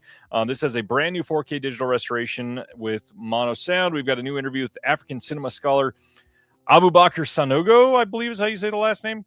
Program featuring archival interviews with the director Med Hondo and excerpted archival interviews with the cinematographer, plus some trailers and an essay by Ashley Clark. I love that they got Ashley to write on this. Have you seen this one? No, I've actually never even heard of this. So this is a prime example of something that I would pick up because I want to hear it contextualized, and something I know nothing about. Yep. So that being said, I feel like for me, this is arguably top 10 artwork of the year so far. I think this is freaking incredible. Criterion doesn't always knock it out of the park. In fact, sometimes they like barely bunt. But this is like full blown one of the best that they've done in quite some time. Next up, another one that I've been dying to see, and embarrassing that I haven't, but High Art, coming on Blu-ray on June 16th. This is the 1998 film with Ali Sheedy, and it is supposedly really great. Also has Patricia Clarkson in this one. We got an audio commentary from 2004 with the director, new conversation with the director and the filmmaker, Karen Kusama. We got new interviews with Ali Sheedy and Rhoda Mitchell and the photographer, Jojo Widlin. Dinner Party from 97, a short film by the director as well, and then an essay by critic B. Rudy Rich. Have you seen High Art? Yeah, saw it in the theater. This was really exciting when it first came out. I mean, it was, you're seeing a starlet that hadn't been really shining that bright in a while, and suddenly in 98, kind of this indie kind of art housey type of thing, and it's a great movie. It's really well directed and well acted, and I mean, yeah, super. See, everyone's just like, I love this depressing lesbian movie. It's so good, and yeah, that is a guaranteed buy from me for sure. Same here. I'm all in on this one, but also new bonus features. Look at that. They actually tried on this one. Amazing. They called up Ali Sheedy and she said, of course I'll talk about High Art. I mean, come on. Anyways, check that out if you get a chance. I agree with Jack in the chat, who says, I really wish High Art got a 4K. This is a brand new 4K digital restoration. I don't know why they didn't. Maybe there just was not that big of a difference between Blu-ray and 4K, but that being said, a lot of people are primarily buying 4K at this point. You should have done 4K. Your Criterion. Come on. This one, heard a lot about this one from last year too. June 23rd, there's a Blu-ray and DVD release coming of Magellan, a brand new film. This is part of their Criterion Premieres line, which means as far as supplemental features, you get a Meet the Filmmakers little short interview and a trailer, and then some written notes. That is it. Had you seen Magellan from last year? This kind of feels like maybe a Dirk movie. No, I don't know what that is. Magellan is a hypnotic journey engraved in images of staggering beauty and horror. This monumental achievement from Lav Diaz boldly rewrites the imperialist myth-making of the Age of Discovery. Elegantly minimalist yet overpowering in its scale and impact, Magellan follows the 16th century Portuguese explorer Ferdinand Magellan as he embarks on his epical, I've not said that word out loud in probably 14 years, epical quest to cross the Pacific, a voyage that spirals into zealotry and violence when he attempts to impose Christianity upon the people of the Philippines. Sounds like a bummer, but I mean, it sounds like something I maybe would watch once, but you had me until it got to him being Magellan. Herzog wannabe. Nice. Nice. Brendan says it's the shortest Lav Diaz movie at almost 3 hours. You know what? I think I'm going to rewatch Ninja Terminator, but thank you. Oh, Godfrey Ho. All right, we are back with John Waters. June 23rd, we're getting a 4K and Blu-ray release from Criterion of Hairspray from 1988. The original Hairspray, the better Hairspray, with Ricky Lake, and this one, oh man. First of all, for those that have never seen Hairspray, please see Hairspray. It is divine. I had to say it. But the big thing, new 4K digital restoration, supervised and approved by the one and only John Waters. We also get an audio commentary with John Waters and Ricky Lake, new conversation between John Waters and WFMU DJs Dave the Spaz Abramson and Gaylord Fields, new interview with Colleen Fitzpatrick, reflections from actors Debbie Harry, Joanne Harville, Leslie Ann Powers, Clayton Prince, Sean Thompson, and Pia Zadora, deleted scenes, behind-the-scenes documentary, get to know John Waters from 87, interview with the production designer, a trailer, an essay by the critic Jessica King. I mean, a beautiful cover. There's a lot of stuff here. Hairspray. How do you feel about it? I mean, it's John Waters. Love John Waters stuff. It's not my favorite of his films, but like it's one of those. It's like I don't upgrade everything, so it really depends on the film. So I already have this. I'm not sure if I want to pull the trigger on those bonus features. I mean, I do love new Waters, so I don't know. This would probably be a sale situation for me, or one when I've already opened the wallet and then things just get crazy. You know, just throwing stuff in the cart because you're like, I've That's already $25. the damage is done. Yeah. This is not certainly. I see everybody saying this in the comments. This is not my favorite John Waters. This is probably not even top 3, but it's John Waters. And I honestly, I think I only have the original DVD of this. Same. I don't. Yeah. I don't think I have a blue, and so an upgrade will probably look quite magnificent. Mhm. So I'm into it. But maybe the best John Waters. We're also getting on June 23rd a 4K and Blu-ray release of Desperate Living. It's a great 4K of Desperate Living. This timeline is so very weird. This is a brand new 4K digital restoration, again, supervised and approved by John Waters. We got an audio commentary with Waters and Liz Renee. We got a new conversation with Waters and the film programmer, Christine Caciapo. We got a tour of the film's main Baltimore location led by Waters. New interview with Susan Lowe, Mary Vivian Pierce, and Mink Stoll. Interview with the production designer. We've got a trailer and then an essay by Grace Byron. A couple new things on here. I think there was only one on the last disc, but this is one. I don't think I own this in any format right now. I think I've borrowed this over the years when I got to see it. Desperate Living. How does this rank on your list of water stuff? You know, there hasn't been, now that we're thinking about it, I only have a couple on DVD and some on VHS. This is one I have on VHS. Ooh. I am really tempted to upgrade this one. I mean, I just love that cover. That's something I would just face that out just for pure joy. But yeah, it's one of my favorites. It's in the top 5 for sure. Yeah, that's a buy for me for sure. This is a great cover. This is definitely an upgrade for me. Well, not an upgrade when you don't own it, I guess. This is an upgrade to a film that I'm eager to purchase and own at some point. This comes out in June, so it's perfect timing for that Barnes & Noble sale in July. Perfect. And then from last year, we've got It Was Just an Accident by Jafar Panahi. This is coming out on a 4K disc, a Blu-ray disc, and a DVD disc from Criterion on June 30th. This is going to have a new digital master. It's a new film, so of course it's a new master. You've got a new conversation between Panahi and the filmmaker Ramin Barani. You got a Cannes Film Festival press conference from 2025 with Panahi and members of the cast and crew, and a trailer, and that is it. I wish they did a little bit more on it, but shocking perhaps with how much I saw last year, this is one I still have not been able to see, so I'm dying to see this film. Yeah, it was one of my favorites. It was my pick for international film. I was like, this is gonna win. Clearly, it didn't. But you know, I was wrong with most of my picks. But yeah, I really liked this film, and you know, the dude risks his freedom for art, and that's like, fucking buy his movies. Yeah, absolutely. This is I can't say day 1, but this will be day 2 of the Criterion sale. This will be a pickup for sure. All right, next one that I've not seen, but everybody has been talking about this for years and recommending these films to me. And now in HD on June 30th, as part of the Eclipse series, I'll finally be able to get to see the Flamenco trilogy from 1981 to 86. Have you seen any of these films? Carlos Saura's Flamenco trilogy. No, I'm not familiar. We got an essay by Michael Koreski, but because it's the Eclipse series, they don't really do much as supplements on these. But it's a box set. It's probably going to be fairly cheap. 3 supposedly great films. This will probably be $30, $35 during a sale. That's kind of hard to turn down at that point. I get it. This is supposedly one of the greats, so I need it. Yeah, I love when things are presented in this way in an approachable price, because I don't know. It's such a treat to come across something where you don't know what it is, which I don't know what it is, and to get to enjoy all 3 films contextualized for you. I mean, what a great way to spend a couple days.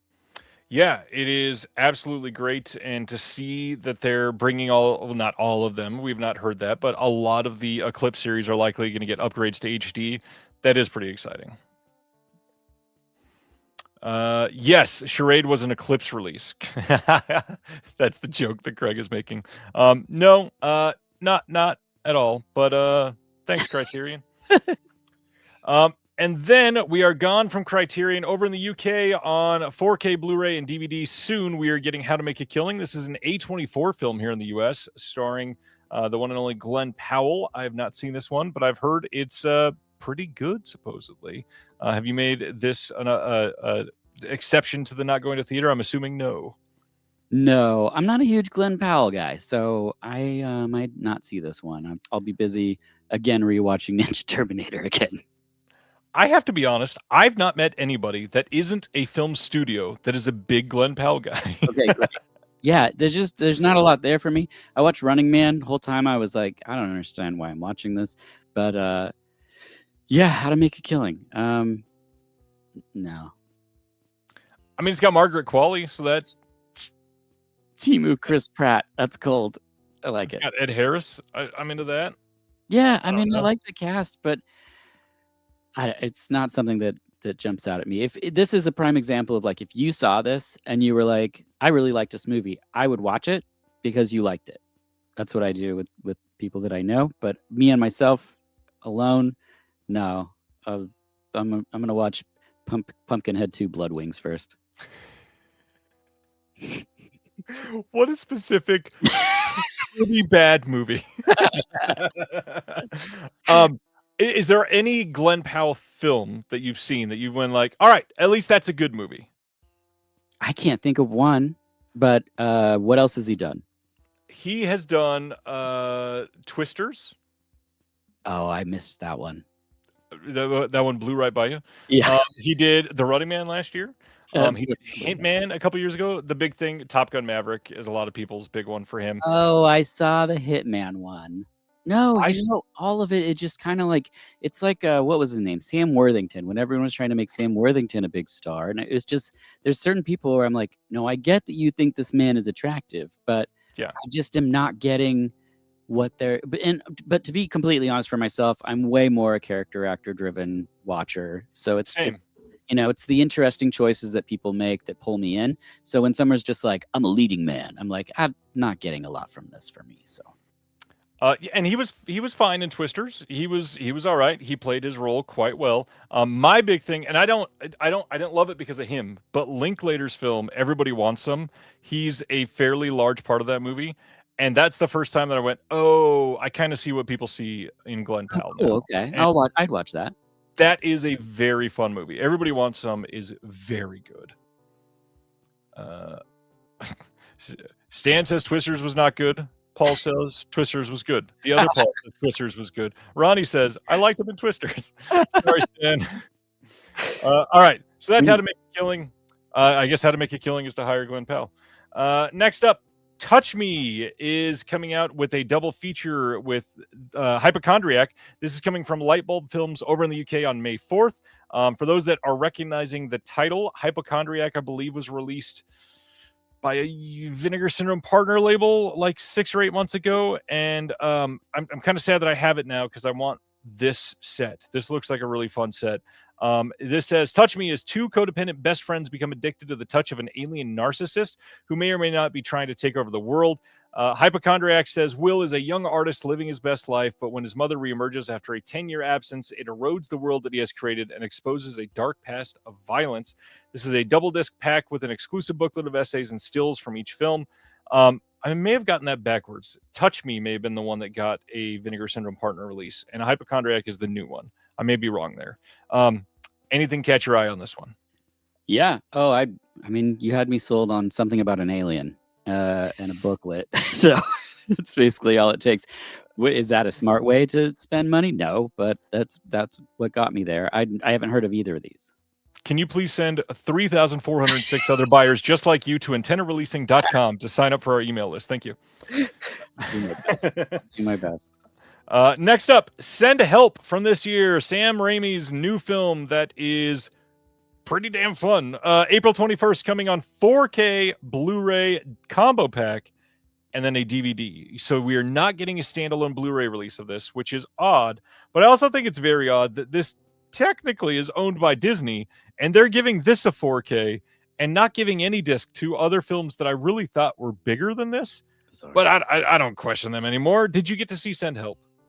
I didn't, but I have a story that I'd like to share with you about the Please. movie Send Help. So this Valentine's Day, my wife's mother and husband went to go see Deus Mio, whatever the movie was that came out with Kevin James. Oh, Dios Mio. Yeah.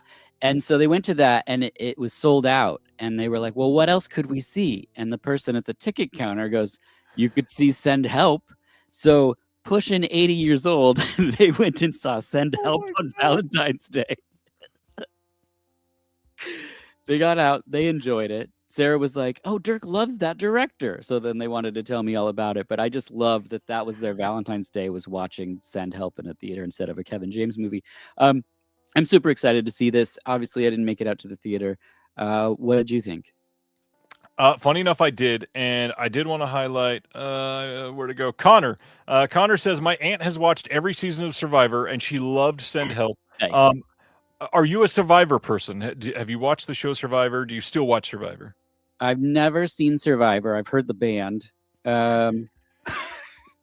But no, never seen it. I've seen, there was a show called Wrecked, which was kind of a comedic TBS show, kind of riffing on Survivor type of thing. Very, very funny show. But no, I get the premise of it. I love the idea that she's like trained in this way to be sort of one-upping this asshole guy who's going to be put through the paces. I'm excited. I heard from people who saw it that it's got Sam Raimi stuff, and I love like the Sam Raimi flourishes, which is why I was picking on Running Man earlier, because Edgar Wright made it, and it's the least Edgar Wright movie you could ever see. There's no Edgar Wright in that movie, whereas you watched like last night, Late Night in Soho. Last night, whatever it was. One of the two, yeah. There's like whole sequences with like mirrors and stairs and camera movements where you're just like, this is Edgar Wright, you know? Yep. And so to know that Sam Raimi's still getting that Sam Raimi energy into a film that played in theaters, I'm over the moon.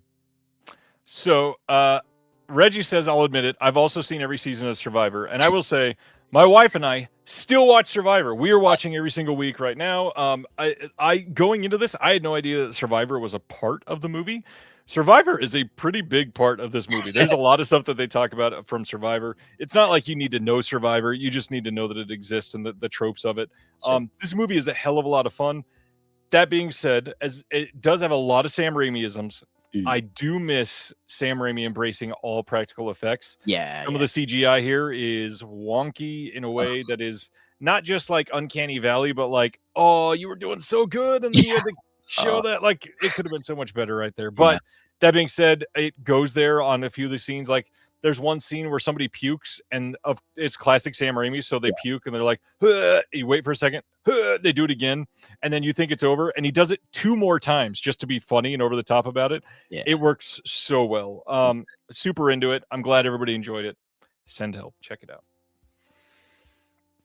Next up, Lionsgate Limited. I am eager to hear your thoughts on this. We are getting a 4K steelbook of The Ninth Gate from 1999, the Johnny Depp Hell film. Brand new on this is going to be Unlocking the Ninth Gate, cinematographer Darius Kanji. So probably just a fairly short interview. There's some archival extras on here. We've got a commentary with super non-problematic person Roman Polanski from the year 2000, making a featurette from the same year, storyboard selections, gallery, satanic drawings, all this stuff that was on the previous releases. This is going to be a 2-disc set, and it's got this odd cover art that is super busy for this film. But I will say the Blu-ray for this looked really terrible. So I'm kind of excited to see a 4K of this because I enjoyed the movie. I think it's pretty well done. Any thoughts on Johnny Depp, Roman Polanski, 2 wonderful people, Steelbooks, Lionsgate Limited, side exclusives, anything of the above? Oh, man. Well, so many positive ways we could go with this. You know, I only saw this once when it came out in the theater, and I remember absolutely nothing. I remember that I was bored, but like, I'm sometimes my own unreliable narrator when it comes to movies, because it could be like my mood, it could be whatever I had going on that day. I have nothing. All I remember is that he was an author. He's like a writer, and there was like a cabin, and that's about all I can remember. I don't remember 9 minutes of The Ninth Gate. So Would I pay for this? I don't see myself doing that now. But if somebody told me, Dirk, you really got to get back in there and re-see this, this was the way I would probably go about seeing it. Are you This guy sure we says can't it's good. entice you with $10 of shipping? Oh yeah, no, then I'm gonna pass. I'm instead gonna watch Pumpkinhead 3, and I can't see what the tagline is for that. Ashes to ashes. I love this ongoing bit, and I hope it never stops. Yeah, we got people saying it's great. We got people saying it's perfectly okay. Weird art on this one. I don't know. Like, I get it. Like, it's a movie about hell, and that's what you want to lean into is the hell. But did we need to lean into hell this way? Like, there's so many other better ways we could. I don't know. Yeah. Some people like it. If that's your thing, congrats. If it's not your thing, maybe you need to go smoke a bowl while watching The Stoned Age, the brand new Blu-ray release from the Vestron Video Collection. This is a site exclusive from Lionsgate Limited as well. Both of those are shipping on April 21st. This is from 1993. And I got to admit, before I knew this was coming, I don't think I'd ever heard of this film. Have you seen The Stoned Age? Yeah, I saw it back Tell me about it. In 93. I mean, I don't remember much. It reminded me of like there was a lot coming out around the what was the I'm just not a like hippie rocker guy back in the day. I was like an angry industrial kid, so I saw these kind of stoner comedies, but it just it didn't really stand out. It's the kind of thing I might be interested in getting back into now that I'm not such a jaded teenager, but like with what I was into and watching at the time, this is the sort of thing that I would, because I had access to everything in the video store, that I would just throw stuff on and do other things. So I'd be making mixtapes and that kind of stuff. So I don't know if anyone else is saying it's good in there. I might check this out again, but I also probably find watching Pumpkinhead 4 Blood Feud. My buddy Brian, who is one of the foremost Laserdisc collectors in the world, says this is a pretty great movie and a very rare and valuable Laserdisc. Oh. So, hey. There you go. New extras on this. We've got Back to the Stoned Age, Tales from the Blue Torpedo, the Stoned Age reunion, and maybe most enticing, the worst phrased thing I've heard in a while, extended scene. Scene. Not scenes. One extended scene. This is going to be a Blu-ray disc. We'll have a digital copy in there as well. Pretty decent art from Lucas Peveril. He's a great artist. Love his stuff. Glad that he's on this with Lionsgate. But yeah, check it out. $25 plus $10 shipping if that's what you're into. Also, I liked the original cover. So the one that's probably on that Blu-ray where they're on the hood of the car. Oh, you mean this one? Yes, that's the one that was like in the video store. That's what I remember the most. Yeah. I do remember seeing this poster quite often because the guy on the left looks very high. Yeah, I always thought it was Seth Green for the longest time. I was like, but it's not. Seth Green with the longest hair ever, and 1993, he would have been just slightly younger. Yeah, and I mean, at the time, I was watching like Greg Araki movies, which made more sense to me. This was like more, I don't know. Anytime something, it's not mainstream, but I was bad at judging that stuff in the video store. So anything that felt like when they started making like movies with raves, I was like, this is not what a rave is. It's just like, to make a stoner comedy. But anyway. I agree. Next up, a modern comedy classic, Bridesmaids from 2011, coming to 4K from Universal on May 12th. Nothing new on the disc other than the 4K scan. Any thoughts on Bridesmaids? Not a film for me. Happy for everyone who loves it.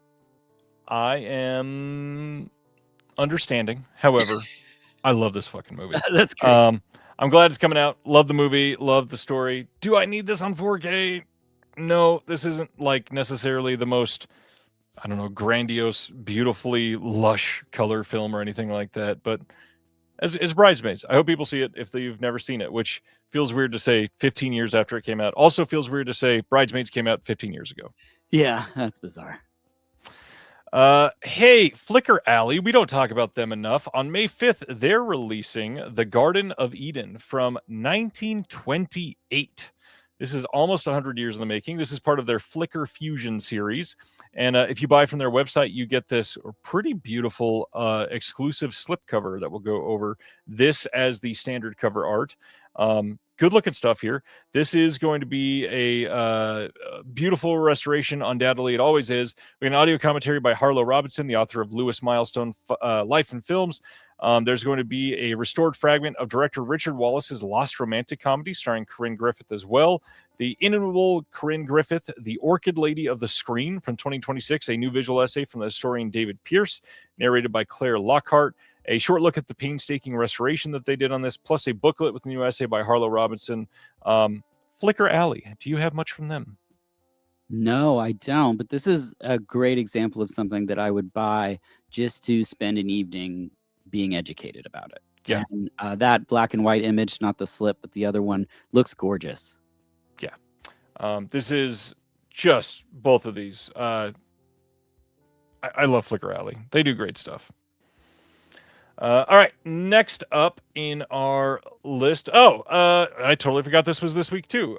We are sponsoring an event on April 1st at the Elliott University Center Auditorium on the UNCG campus in North Carolina. This is sponsored by Antenna and Someone's Favorite Productions. And what it is we are showing The Matrix, and we are going to be getting a live DJ to rescore the film. And it's not just like somebody making a bunch of noise. This is scoring the film. So they're doing a lot of stuff during the entirety of the film. You can still hear all the audio. You can still make it a great time.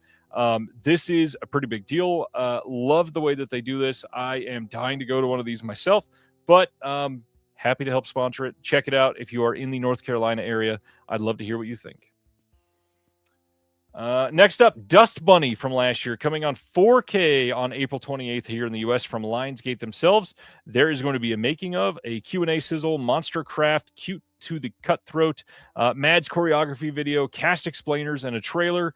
Did you see Dust Bunny? Because genuinely, I feel like this is a new Dirk cult classic, if you will. I did see it. And good. The thing is, like with some films, if there's a lot of CG stuff going on, it makes me like push back because I'm a product of the video store in the 80s. Understandable. So like a lot of like the weird floaty stuff in the opening, I was like, I don't know if I'm into this. I really like the performances in it. The cast is insane. I love the design of the creatures and stuff. Overall, I felt sort of outside of the film.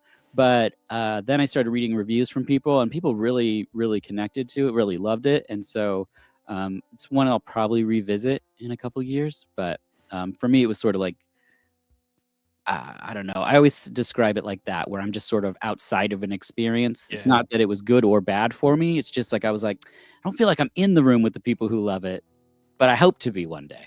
The format pushed you away a bit. I get it. This was a weird one because I really enjoyed this movie, but I swear this played in theaters for like 17 minutes. Yes. And that was it. Yeah. Weird release. I'm very shocked that a movie starring Mads Mikkelsen, Sigourney Weaver, David Dismalchin, this was hardly in theaters. I think it was a week-long run, maybe. That is crazy. Yeah.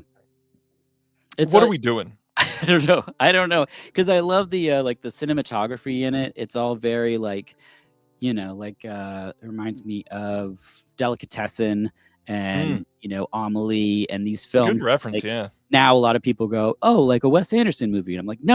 Like you're just saying that because of the color scheme that's in this. But like the actual camera movements, this hallway, the wallpaper, the carpeting patterns, like it's all so European. And anyway, there's some really great stuff in the film for sure. This is for nobody in the chat and just for me, you and I, because we've seen it. But the roof shots, I would definitely call that out too. And nobody else has seen it, so I'm sorry. But yeah, there's one scene specifically where the little girl's on a roof, and it very much feels like a couple things out of Amelie. Yeah, good stuff. Speaking of comedy classics that probably don't need 4K releases, June 23rd, we're getting a 20-year anniversary release of Click on 4K. How relieved are you that they're finally answering your prayers here, Dirk? I can finally sleep at night. Click is going to be on 4K. Look at the cover. With Dolby Vision. It's what we've always wanted. I've never heard anybody say that they enjoyed this. I know Christopher Walken's in a scene or something. That's all I know about it. I actually haven't seen a lot of Adam Sandler movies. I recently saw the one that was a sequel on Netflix, the golf one. Just making people furious. Anyway, I hadn't seen the first Billy Madison, and so I was like, "Well, that's weird." When we were watching it, and my wife goes, "Well, they do that in the first one. They're doing the exact same thing they did in the." And I was like, "Oh!" And it made me really appreciate the film. In the end, there was like a little tribute. That's not this movie, but anyway. I don't know if that was a bit. That's not Billy Madison. That's Happy Gilmore. Oh, And okay. if Not a that bit. wasn't on purpose, that was freaking hilarious. Not a bit. You people don't understand. There's a lot I don't know, but yeah, I haven't seen this. If anyone in the chat, just let me know if I need to watch Adam Sandler Click and pick this up on the 4K because, oh boy, it's really quiet. So all right, moving right along. I was laughing because Cinema 4 says Golf 1 was the original title, like F1. Oh my goodness. So you don't need to watch Click. It is the middest of mid movies that has ever midded ever. But a better movie, if you've not seen it, I do recommend 50 First Dates, which is also coming out on 4K the same day from Sony, June 23rd. This one, not a 20-year anniversary. It's a 22-year anniversary. But my big thing is I hope that while all of these are coming out, somebody looks at it and goes, we should probably release the best Adam Sandler film and put out The Wedding Singer. So hopefully that one comes out on 4K eventually because that movie is great. And hopefully a boutique can get it and we get like 800 new extras because I would love to work on that disc. Please give me a phone call. Yes, for sure. Adam says Click was my first Blu-ray because it came free with the PlayStation 3. Terrible, but wowed because of the format. Oh man. And then Mr. A Fat Man is asking Jack and Jill 4K when. Dean Cundy was the DP, so it must look good. Oh boy. Oh boy. 50 First Dates. Yeah, good stuff. And then Brian, he literally works with Drew Barrymore still a lot, and she and Adam are great friends because of this movie. Yeah, this is a good movie. Sean Astin, very, very good in this movie for sure. All right, that is enough about the Sandman. Let's instead go over to Peter Bogdanovich, a name that we've not talked about in a long time. Wait, I just remembered something. There's a place here called Pretty Dirty. It's a bar, and they just changed their hamburger menu format to now be all Adam Sandler themed. This is true, and I just remembered. I was telling my wife this yesterday. So just while we're talking about Portland throughout this conversation, we've got a bar with Adam Sandler themed hamburgers. Do you have a list of them memorized? I don't. I only looked at it once, but anyway, move on to the next one. I'll figure it out. I'm waiting for like the Water Chestnut Boy or something like that. God, that would be awful. Let's see if I can guess any of the other ones. No, I'm not gonna be able to pull it off. Okay, hold on. I got the menu here. Let's see if they've updated their menu. Oh my gosh. No, they haven't. Damn. Yeah. All right. CBS and Paramount have updated the film company Nickelodeon to be a film that was supposedly released in 1976, directed by Peter Bogdanovich. You can get this on Blu-ray from Sony Pictures on May 19th. Rumor is that it will also include the director's cut, which is black and white. So you should be able to look forward to that. This has Burt Reynolds and we've got Ryan O'Neal. We've got Brian Keith in this. We've got Tatum O'Neal. We've got John Ritter. Yeah, Peter Bogdanovich, pretty okay director from the history of film, I would say. Any thoughts on Nickelodeon? Have you seen this one? No, I'm not. I mean, I don't think so. Just in you describing it, but this is supposedly a big surprise to come on HD. I had no idea the story behind this one, but it is nice to see Sony releasing this, which means I will absolutely be getting this when it dips below like $16. fair. Next up, another older title with a terrible cover because it looks pretty poorly put together. Billy Crystal and Mr. Saturday Night is coming on Blu-ray on May 19th from MGM. Now, this is what they've been doing recently. They've been getting some random obscure films from the 70s, 80s, and 90s, putting them on a Blu-ray disc and hoping for the best. Now, they're not announcing this anywhere, but from what I hear, some of the DVD special features are carrying over on these. So no word on this having special features, but that doesn't mean it won't have any. Any thoughts on Billy Crystal?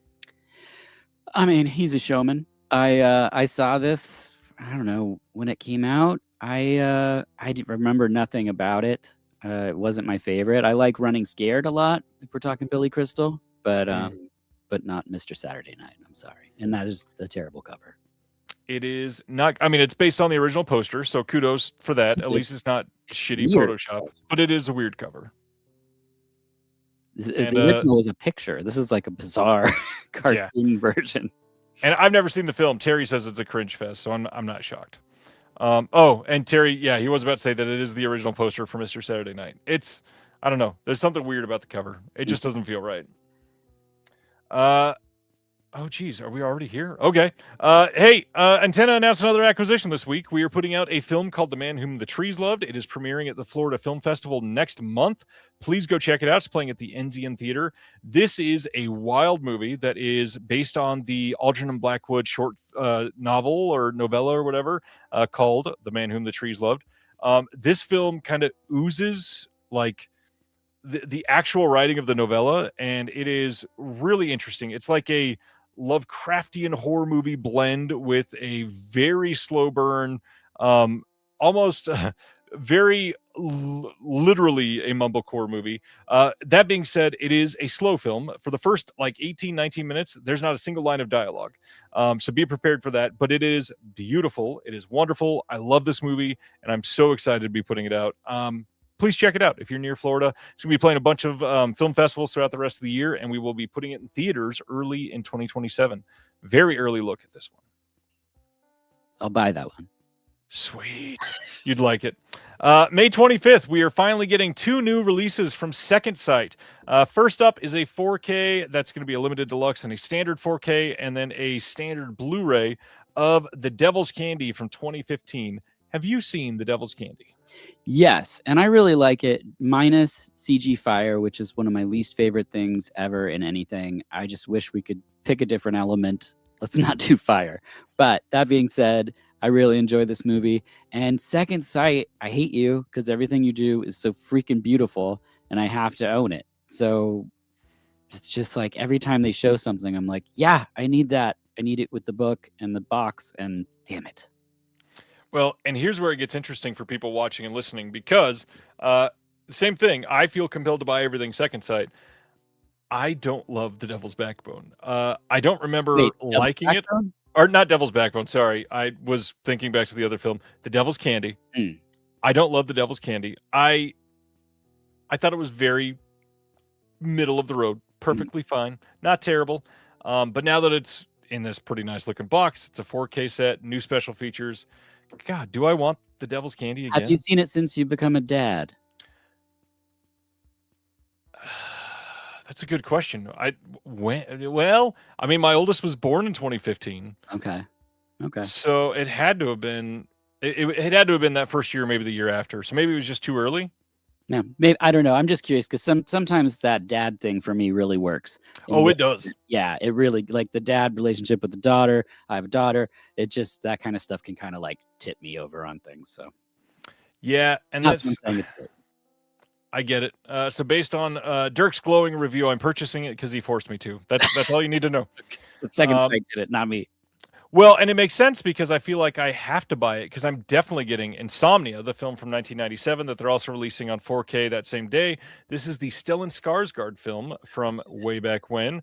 Brand new 4K restoration presented with Second Sight Films. Director-approved HDR grade with Dolby Vision on this.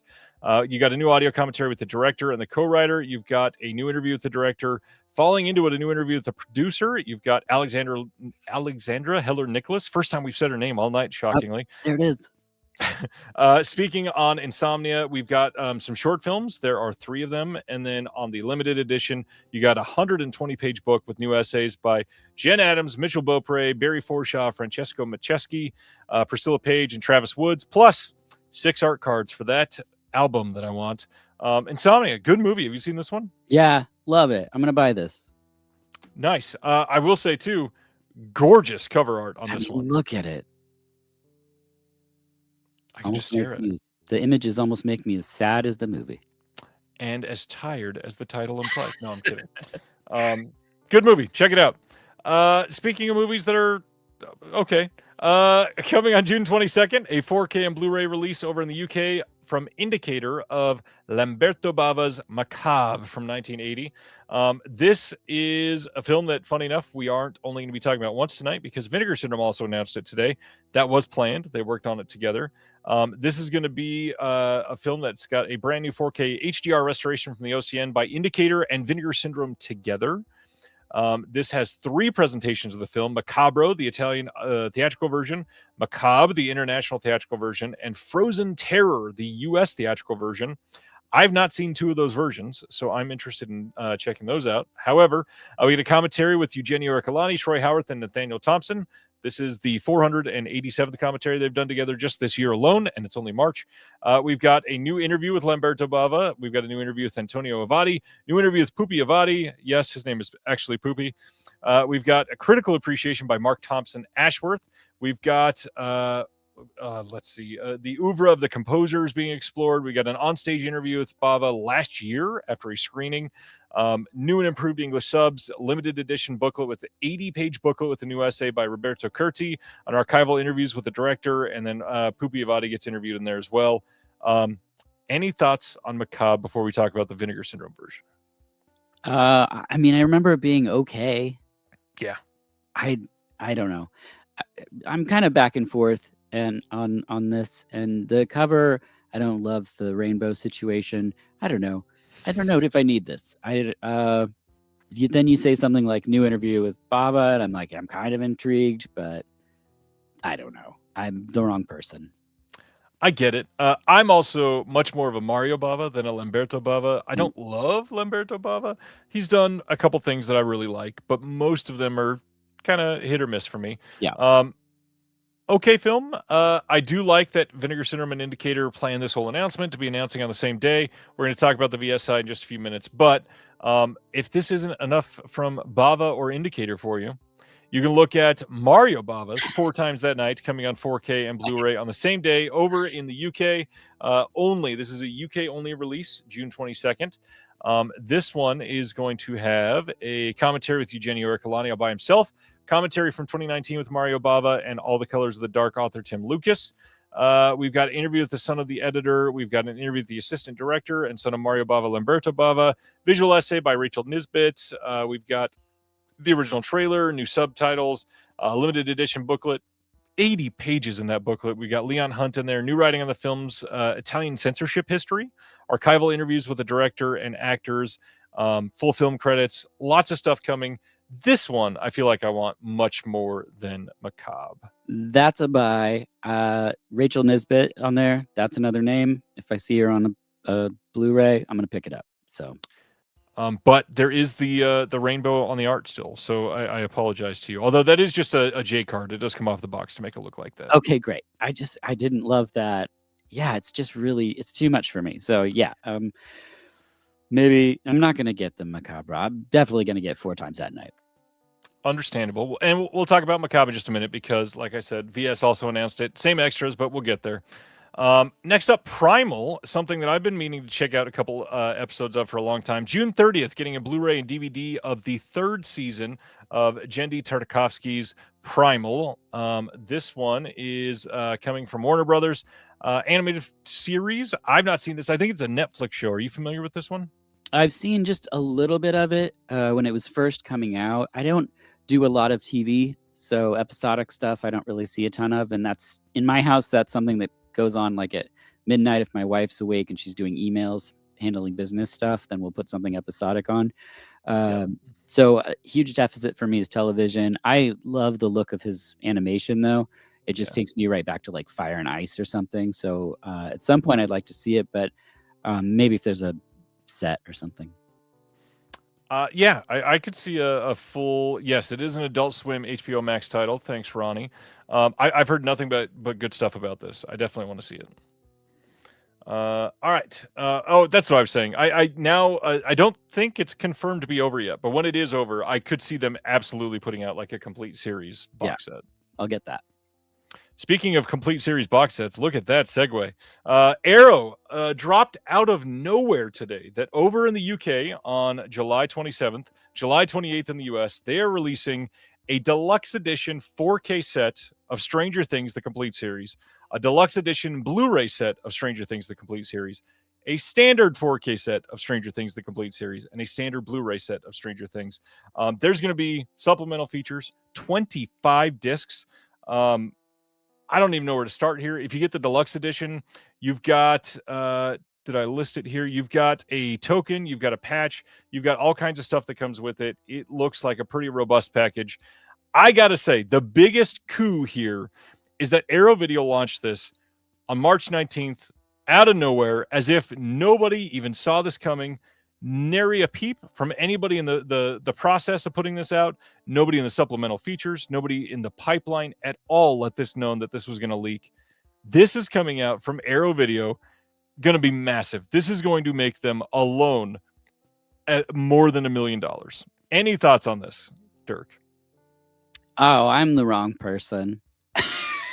I'm not a fan of we just heard you say that you love episodic things. I know, I'm not a fan of Stranger Things. I, in fact, made people really mad when the show first came out because I was saying that I felt like there was nothing really to it if you took away all the Firestarter and the ET and all the references that they were making. And so people got really mad because people really love this thing. So I just keep my mouth shut when it comes to Stranger Things. It looks like if this was something that I really liked, it looks like an amazing package. And I don't doubt that they'll make $1 billion off of this. It's just such a hugely impressionable thing, something that was so big. You could do a new version of this every 5 years, or whatever. I'm shocked that they got this in a way. I'm not shocked that they got this in another way. The only people that's been able to release Netflix content now that we can see that's owned purely by Netflix, not the production companies, is Criterion and Arrow. And what do they have in common? They are both owned by billionaires. Mm-hmm. So billionaires of a feather stick together in a way that sucks. But honestly, it's great that we're getting this stuff on disc. It's a 25 disc set, and not to be like, ooh, you should buy this necessarily, but at the price point they're releasing it at, it's kind of very inexpensive. If you get the standard 4K set, I think it was $150, $155, something like that. For 5 seasons of a TV show on 25 discs, that feels pretty decent coming from a boutique that had to pay to license it. That's a good point. Or you could watch The Hidden 2, which... Are there more Pumpkinhead films? No, we're out of the Pumpkinhead films. There's only 4 so far. I was just about to say, I would love to commission a Pumpkinhead 5. Yes. Yeah, I'm shocked here. I don't even know what to say. For a release like this coming from Arrow, I easily could have seen this being $240. Mm-hmm. It is shockingly inexpensive. And then if you get the Blu-ray version, it's even cheaper, of course. So check it out. Pretty decent price, pretty decent set if you're into the show. Me, I don't love the show. 2 seasons were pretty good. 1 season was tolerable. 2 seasons are complete uncanny valley ass that I never plan on watching again. Will I buy this? Maybe. My wife loved it. Yeah. If I need to make her happy with part of my hobby, this might be the one to go, especially because it's semi-inexpensive. Yeah, and if it's a great price point and it's well put together and somebody likes it, then that's a win-win situation. I would take a 25 disc Godfrey Ho set. Yes. I own 47, I think the total is right now. But I would take a set. Let's do that. I mean, if we could get Phoenix the Ninja on there, that would be good. Ninja American Warrior, that would be nice. Or Death Code Ninja. Ooh, look at that. I can confirm I am knowledgeable of that was the wrong way to say that, of the fact that there are at least 1 or 2 Godfrey Ho films coming later this year. Yeah, I think Justin DeClue's involved with something that's going on, but it's not this one. It's not Flash of the Ninjas. Look, Cobra's in it. No, he's not, but he's on the cover. Anyway. That is a wild cover. Yeah, I love it to death. Terry, I agree with you. I am over 1980s mainstream nostalgia. Let's get to the 90s already. Let's bring back the grunge. Let's bring back chickenpox parties. Let's bring back... what else was terrible in the 90s? I don't know. That implied that grunge was terrible. The Some of it Doctors. Oh God, give me some spin doctors, please. All right, we have spent a lot more time talking about this than I expected. Hey, this movie Macabre, if you've never heard of it, it is getting a 4K and Blu-ray release from Vinegar Syndrome here in the US after their halfway to Black Friday sale. For those that don't know, that is happening from May 22nd to May 25th this year. Ronnie says, what the heck is chickenpox parties? For those that have never heard of it, a chickenpox party is where somebody at your school got chickenpox and the parents would get 5 or 6 of the kids to hang out around the kid that had chickenpox to make sure that they could get it early and just get it over with so it's not dangerous later in life. Now we have vaccinations. Well, unless you're in a red state. But it is something that you can, that was mean.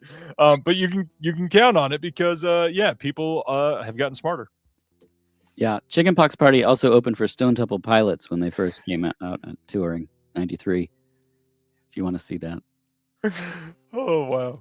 That was, speaking of grunge. This is the cover art of the Vinegar Syndrome release of Macabre. This is going to be coming with a booklet as well, just like the Indicator one, but it will be an exclusive booklet. The writing here is different from the Indicator release. This has all of these same bonus features, so you can expect to get this if you are a subscriber, because it is a mainline title. But we are getting this as part of their special flash preview pre-order thing that they're doing. One thing I wanted to talk about. Do you get Vinegar Syndrome emails, Dirk? Did you read what they sent today? You know, I get a lot of emails. I don't read them all, if I'm being honest. I like scroll through and look at pictures like a child, but I didn't see what it said. So I gotta be honest, I did the same today, and then I had a friend who's in the chat, Mr. Sibner, who sent me a little cutout here, which kind of rubbed me the wrong way, and I wanted to read this. They say, this special flash preview pre-order is your first taste of our always incredible halfway to Black Friday lineup, with the full event running May 22nd to 25th, like I said. That's when Macabre will ship, is after that sale. But they said, important, customers who place a flash preview pre-order for Macabre will unlock exclusive access to the 2026 Halfway to Black Friday Flash Pre-Order Everything package, which will include our complete Vinegar Syndrome and sub-label lineup for the month of May. So now, not only has Vinegar Syndrome completely, we'll say, like, hypnotized everybody into buying all of the cardboard slipcovers that they have, but now, if you buy something, you unlock access to buying more of everything all at once, Dirk. Isn't that exciting? I mean, it works. I wasn't even interested, and then you said it unlocked the ability to spend more money, and I was like, damn it, Dirk, we're supposed to be against it. I know, I'm sorry. I hate it. I'm interested. You sound so reluctant. So me, I don't love this move. It feels a little gross. It also is kind of weird because if you're a subscriber, you can only buy the extra sub-label stuff. You're already getting the other titles as part of your subscription. And so to make the everything package as an exclusive is weird to begin with. Anyways, I don't love the move. I get it when you kind of run everything and you're about to have 50 different partner labels, literally. That's going to be a wild time. But I will say, if you're interested in spending money this weekend and you're not interested in buying the Vinegar Syndrome 4K of Macabre, there is going to be a fairly large Deaf Crocodile sale starting on Saturday, Criterion sale next Tuesday. There's a Warner Archive sale starting on Monday. There is a lot happening this next week. And I would say you are still going to be able to purchase everything that's in this flash pre-order package. You do not need exclusive access to this. You can wait and pick and choose, or also choose to get everything when it happens in May. Don't worry. They're not going to keep your money in your pocket. They want it just the same. Yeah, I totally agree with everything you just said. I mean, I don't need most of the things that I've been buying from Vinegar Syndrome. It's like I'm filling in holes, and I'm getting better. I'm not so much, like I said earlier, where it's like I would just jump on it because I'm like, everyone's gonna need this, and then find out that no one knew what this movie was. Right. The numbers just aren't that limited anymore. And if they make money, there's repressings. So it's like, yeah, I'm not going to pay extra to have early access to spend money that I could have just waited on anyway. Right. I will get some more Deaf Crocodile, that's for sure. Smart choice. No, if I said Kino Lorber, I did not mean Kino Lorber. There is a Warner Archive sale starting on Monday. There's a Criterion sale likely on Tuesday. There's a Deaf Crocodile sale starting on Saturday and lasting a week. And everything that came out pre-January 2026 will be on sale with Deaf Crocodile. So check it out. And honestly, like, I don't love the art on both of them, but at least the indicator art is the original art. I'd rather have that on the box than this corpse licking that's happening. Corpse licking also opened for. No, I'm just kidding. I did see them. They opened for Babes in Toyland. It was Corpse licking was a short on the Pumpkinhead 3 disc. Yes. All right, so that is Vinegar Syndrome. We got just a few more left to go over, and then we will be done. May 5th, we got a Blu-ray and DVD release coming of Youngblood from 2025, a hockey film. This is coming from Wellgo USA. I know nothing about this, and neither does Dirk. This has Blair Underwood. If you're a big Blair Underwood fan, there you go. Next up, we finally got details on a steelbook that many people pre-ordered last September. And that is the 4K steelbook of One Battle After Another. This is releasing finally on June 2nd. Now, this is a controversial thing because this was announced the same day as the standard release that came out like 2 months ago. Not that long ago, probably like a month ago. But that thing had no supplemental features. And this is going to have a dedicated bonus disc with new materials produced by Paul Thomas Anderson, including camera lighting and costume test, a screen test from Chase Infinity, and a feature-length making of documentary. There's going to be additional extras, including a deep dive into the editing process and footage from the film's opening night at the Vista, plus a 24-page booklet.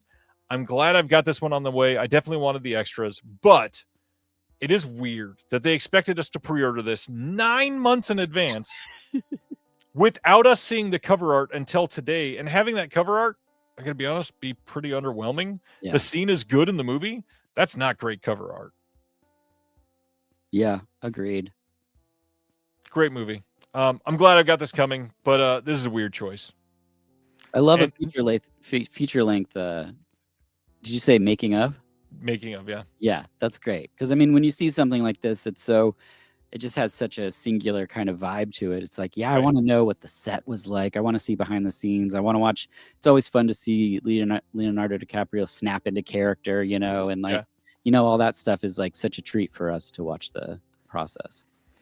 Brian is asking if this is different than what he pre-ordered, and that's where this gets tough. No, this is what you pre-ordered, but it's been, at this point, it's been 6 months and you've forgotten because this thing is sold out like that day when it went up for pre-order, which is stupid. It's 6 months later and they're just now revealing what it's going to include. That's crazy. That is crazy. All right, moving right along. The Yeti also coming out from Wellgo USA. This is coming on May 19th. This thing is crazy. It has a decent looking cast. It's got supporting cast from William Sadler. Jim Cummings is in this. Very curious to see this one. I'm a big Jim Cummings fan. Same. Any thoughts on Yeti films? Well, is it Jim Cummings, the actor, or the voice of Winnie the Pooh? That's two different. Because if that's the Yeti's they're voice, both in it. If the Yeti's voice is Winnie the Pooh, I'll watch it. That would be wholesome. This isn't the movie with the Sasquatch that castrates somebody. That's a different movie? Yes, that is a film from the 80s released by Severin that I have a ceramic statue of over there. Money well spent. Don't know the type. Yeah, I don't know this film, but it sounds like something I don't. So I look forward to putting this on the collection. I will say, Yeti movies, usually pretty fun. Yeah, agreed. Next up, this is coming from True Brit Entertainment, which means it had to contractually star Pierce Brosnan. Giant coming on Blu-ray and DVD on April 13th. This is a boxing movie with Pierce Brosnan and Amir El Masri. Pierce Brosnan looking a little rough on this cover here. Oh boy! It looks like he has a little party hat on. The way the N is. Oh, that's pretty good. Oh, weird. This is from executive producer Sylvester Stallone because it's a boxing movie, so he had to executive produce it. I think that's the only way they get made. Literally, it's just from Sylvester Stallone. Raging Bull, produced by Sylvester Stallone. Yeah.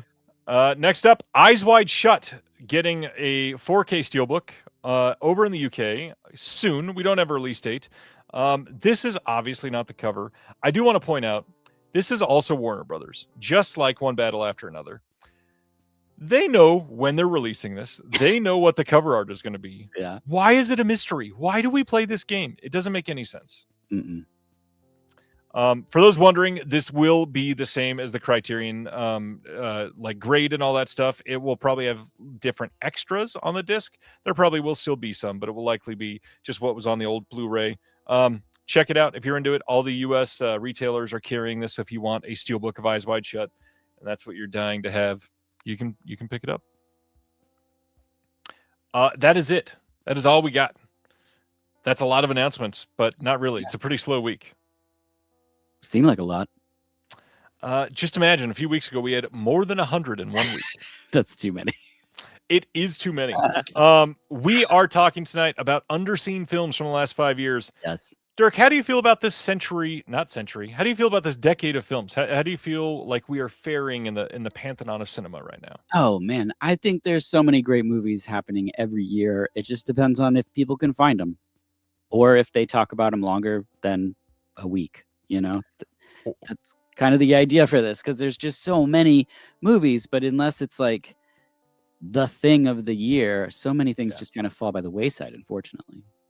There's also, a little global pandemic in the middle of the last 5 years that caused some problems in the industry, but that doesn't need to play too much into these. We are going to cover one from each year, one from 21, 22, 23, 24, and 25 that you should check out. Again, I picked some that you've probably heard of, but probably not seen. I tried to go fairly obscure on a few of them, but I have a feeling that some of you have heard of at least 2 or 3 of these. I'm dying to hear what you're going to pick. So let's start with Dirk. 2021. What is your pick for an Underseen film? Well, I had a tie, so I was going to keep it quick. Do it. You can take as long as you want. So the first one is She Will, directed by Charlotte Colbert, starring Alice Krieg from Sleepwalkers. We all know and love her. She was in one of the Star Trek shows, I think. She was in Ghost Story, Gretel and Hansel. Great actors. Also has Coda Eberhardt, who was in Dark Phoenix, a movie I didn't see. It's an old film star that is, she's had a double mastectomy. She goes out to the Irish countryside, I believe, and her young nurse goes with her. And then sort of weird things start to happen. And I don't want to say more than that, but I will say it's a gorgeously shot film. People will describe it as like a slow burn, like you said.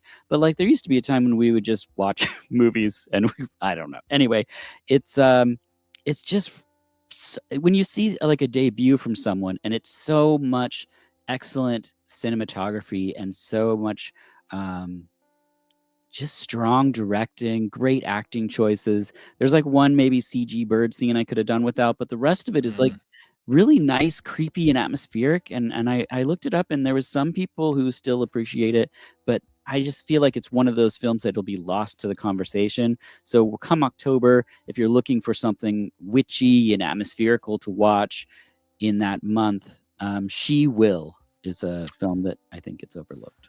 I remember this having a pretty evocative poster, if I remember right. I think there was fire or something on the cover, right? Yeah, and the trailer has some really nice, like just really close-up shots that kind of give you it's almost a tactile film, one of those where you can feel the textures in the shots and stuff. It's really, really really nice. And then really quickly, I wanted to talk about After Blue, Dirty Paradise. This is by Bertrand Mendico. It's a psychedelic queer space western released by Altered Innocence because I wanted to get them into the conversation. They do a lot of great stuff involving LGBTQ films and restoration of those films. And it's just, I think Bertrand Mendico is a really fascinating filmmaker. And the cool thing about this film is if you enjoy this French psychedelic lesbian space western, they also put out Bertrand's short films. And I haven't seen the evolution of a filmmaker so clearly illustrated as his short films. The Bertrand short films start out like black and white, are so creative and interesting. And this film, and then Bertrand also did She Is Conan, are so colorful, so just bright and insane and neon and smoky. But the beginning was black and white, and you see color introduced into these short films until it becomes something that would lead to their first feature.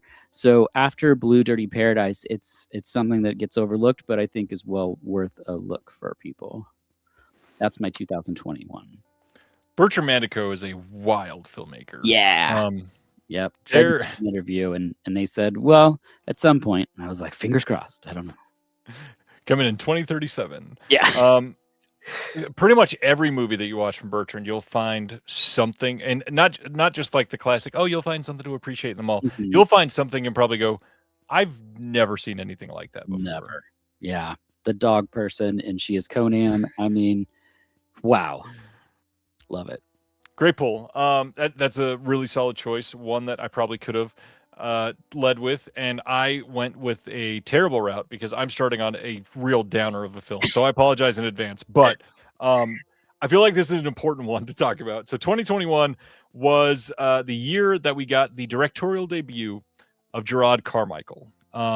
Gerard Carmichael directed a film called On the Count of Three, and it stars Gerard and it stars Christopher Abbott, who I've grown to love. He is somebody that not only is immensely attractive in like every single thing he's ever done, and I hate him for it.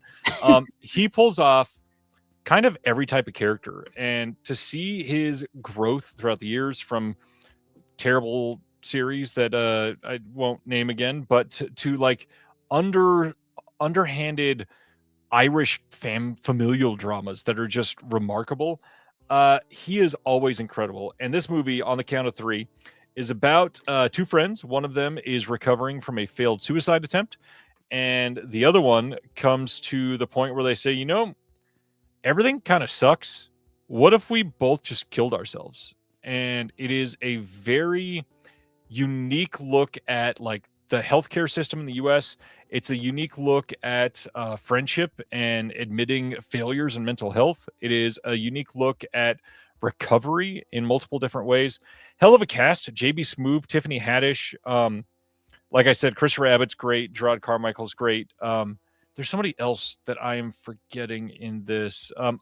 Henry Winkler is in this, and he's incredible in this. Yeah. But the big thing for me, the soundtrack in this is very poignant in a way that you don't expect for a movie like this. It really hits on everything that you really want it to.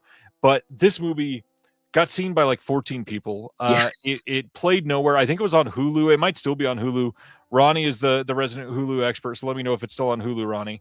On the Count of Three is beautiful and sad and very darkly funny, but so much of it is just like, haha, we all feel this way, right? Like it all just kind of sucks. So I would definitely caveat and recommend that you don't watch this if you're in a, I don't want to say trigger warning, but if you're in any sort of a vulnerable, dangerous space, maybe don't watch this movie until you are feeling much more better than you are. On the Count of Three is great and depressing and wonderful. So please give it a watch if you haven't, because it deserves all the eyes. That's a great pick because She Will is a horror film, so it has October, but these sort of films, like an indie kind of dramedy, they don't really have a space like that where they're going to be celebrated every year. So that's an excellent pull. All right. We are moving on to 2022. 2022. It's a tie. I hope that's okay. You can have ties for all of them, and I will be thrilled. I only have this one. Maybe the next one.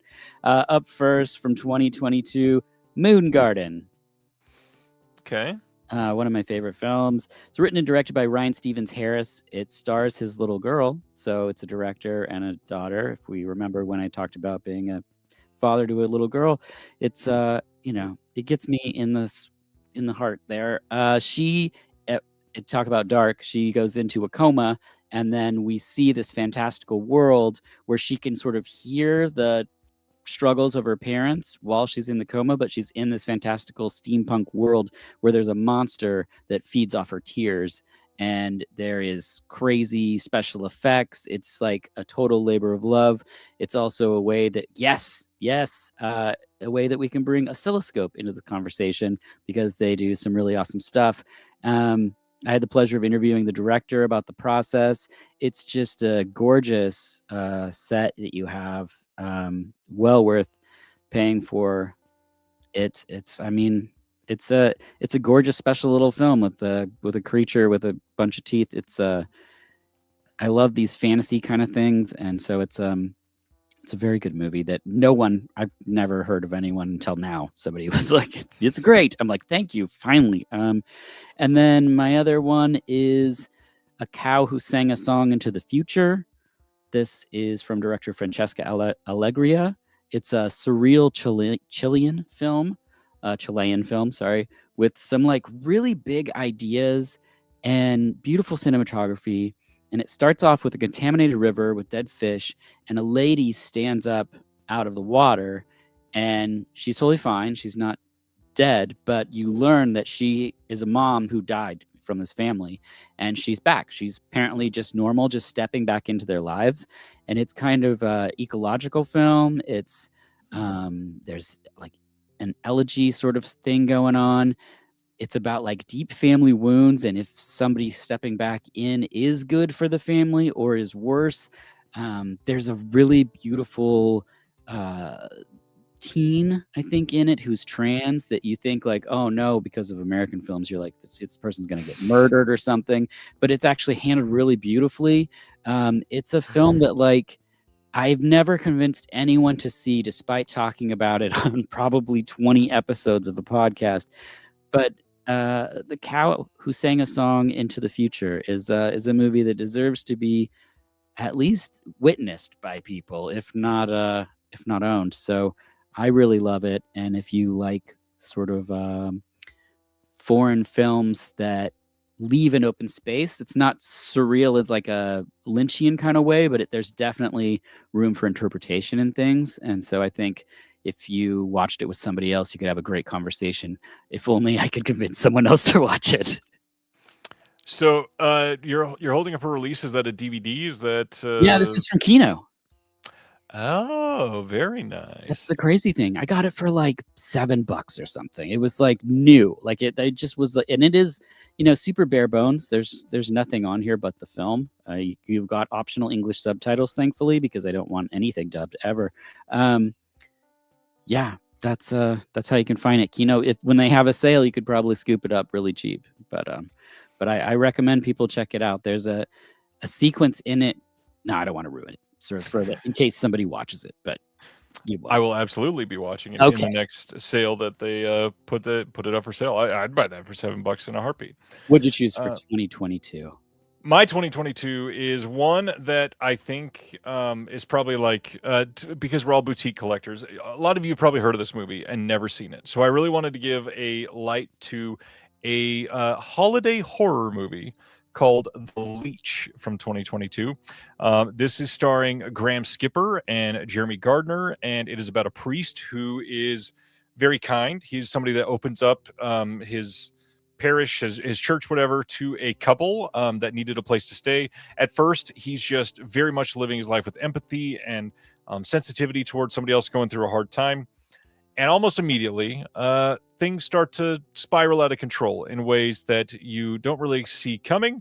And I will say Graham Skipper here is brilliant. This is essentially what comes across as like a jolly old monk who's like, come in, let's just rest your feet. We'll get you some help.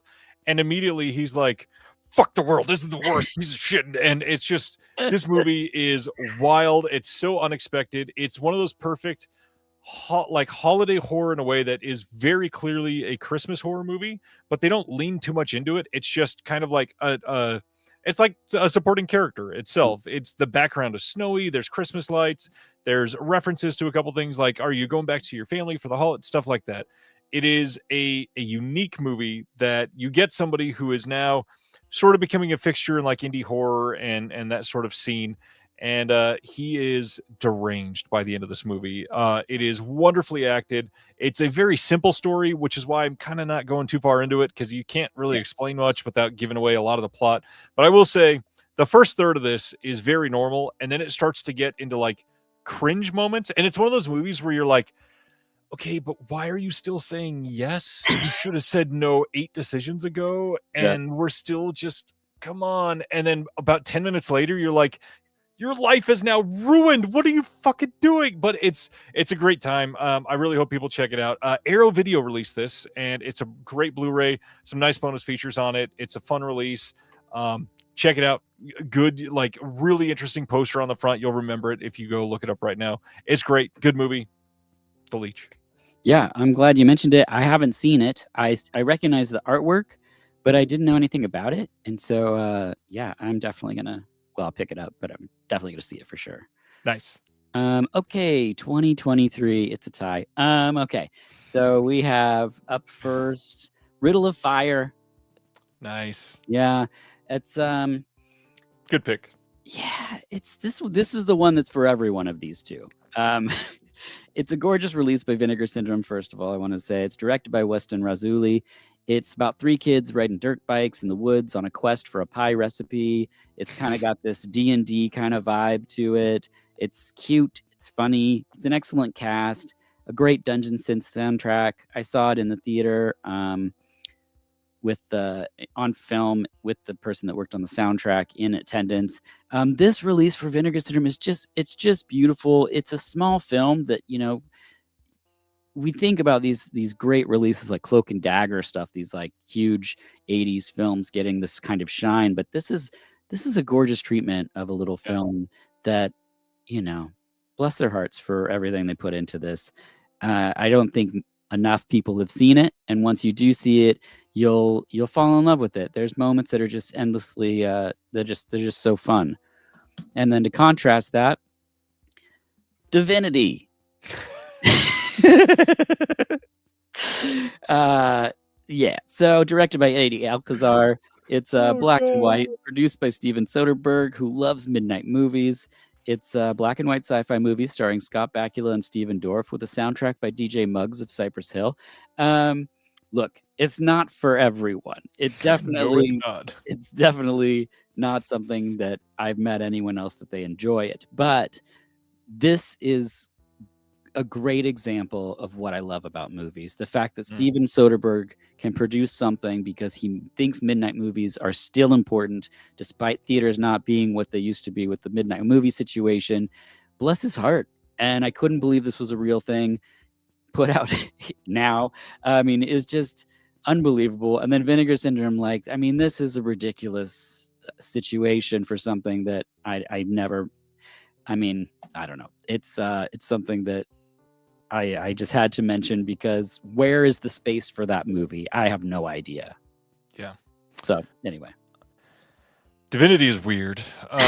Riddle of Fire, though, it's one of those anybody can watch that. Well, I shouldn't say it like that. Like, that's one of those movies I could show my whole family, I could show my kids, but there's one scene that's kind of sure.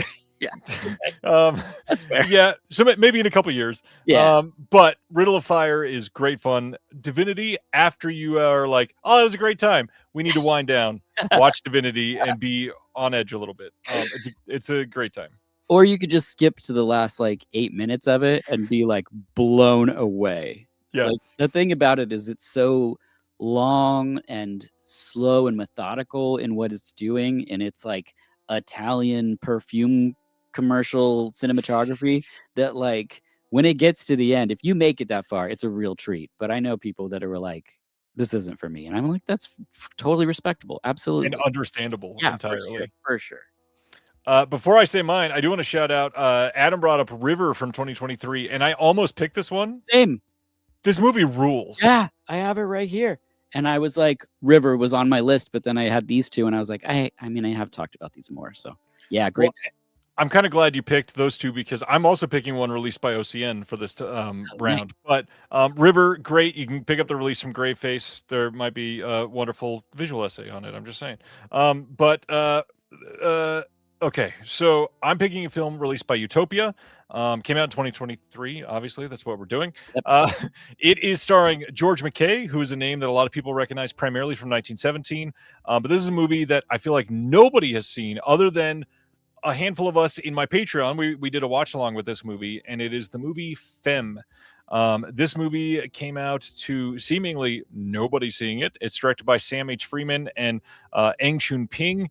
It is starring George McKay, like I said, in like the main antagonist role, but the main star of this is Nathan Stewart Jarrett, which is a name you've probably never heard before, giving a performance that will blow you away.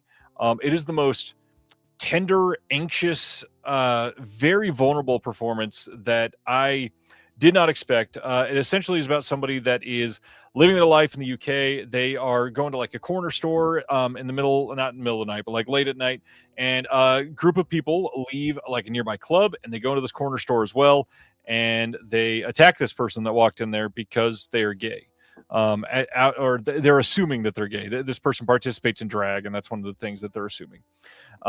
After this like really brutal beatdown, the person that was attacked eventually starts to fall for the person that attacked them. And it's about this story of like this budding relationship where the attacker doesn't remember this person and they start to get close with each other. The movie is legendary. I don't really want to say much else because the only thing I really want to highlight, other than stupendous performances, is the way that it's shot is so much more thought out than a lot of these dramas are ever shot. The blocking specifically, it is done in a way where you can tell they've specifically planned every single shot. And I always just love where you can feel the craft of that in every single scene. The lighting in this movie is also beautiful. Like, it's one of those movies where if it had gotten a 4K with HDR, you'd be like, okay, this is why the format exists, and it's amazing. But it doesn't have one, and it's okay. It still looks incredible. Wonderful film, based on a short film. Check out the short. Also good, not nearly as good as the feature, but also very good. Tim, not much else to say about it because I really want everybody to experience it. And it's one of those movies. It'll be on sale at the halfway to Black Friday sale. It'll probably be like $15. Check it out. It's so worth it. Yeah, you're right. It's gorgeous, and I love that too. When you can feel the hands and the artistry of the setting up shots and things, because I've seen some things lately that were big, and I was like, who shot this? Like, why are we behind everyone's head the whole time? Like, there was a movie I watched where I was like, this is their intent, but what are we doing? Like, it's just absurd. Okay, excellent. I only have one for 2024. No, are you okay? I know, and it's Handsome Guys. Oh, I've not seen this one. Nice. Yeah, so Handsome Guys. This is a beautiful numbered release. So it's 2024, directed by Nam Dong Hyub. I don't know how to pronounce Hyub in Korean, so I'm not going to murder it. But it stars Lee Sung-min from The Good, the Bad, and the Weird, and Lee Hee-jun from The Yellow Sea. So two rad leads. It's the Korean remake of Dale and Tucker versus Evil. It comes with collectible, here's the actual, you can see the case of the two gents. And this release also comes with cards and some tarot cards. Ooh. It's pretty cool. It also has the picture inside the case, which is reversible. So it's really awesome. I waited forever for this to come out. And the second that it was released by Nova? Yes. Is that right? Yes. I just looked it up. You said that, and I didn't know there was a Korean remake. I need this now. Yeah, so it's, and the release, it's a textured case, which is pretty cool. It's numbered. This is 61 of 1,000. It's really cool to see when another culture takes something that you know and makes it for their culture. So there's the spin on the Handsome Guys. They go and get their little cabin. It's your Dale and Tucker characters, but they're different because it's in Korea. And then the way that there's evil or not going on, it's also different. It's a cool take on it, and it's very fun. The characters are very fun. If you were well versed in Tucker and Dale versus Evil, it's great to compare the two, to be like, oh, this is where this happens, or this is where, oh, it doesn't happen that way in this, because you also have the spoiled brat kids, you have the mistaken identity murder stuff. It's all there in it, and it's just stylish and cool, and the casting is really fun. So Handsome Guys, the Korean remake of Dale and Tucker versus Evil. Make me spend money tonight, Dirk. I hate it.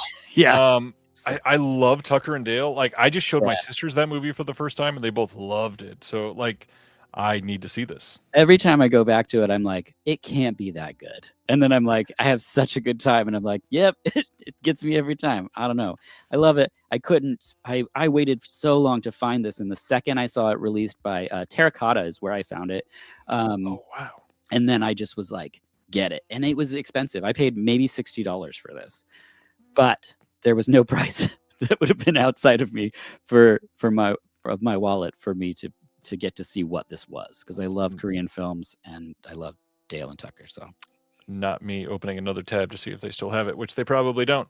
All right, so we are on 2024. I think. Oh shit, they still have it. Fucking hell. yes, Fuck. Damn it. it's the numbered one too. Shit. Everybody, wait for me to purchase before you click buy. Mhm. Okay, so I got to talk about 2024 before I click the button.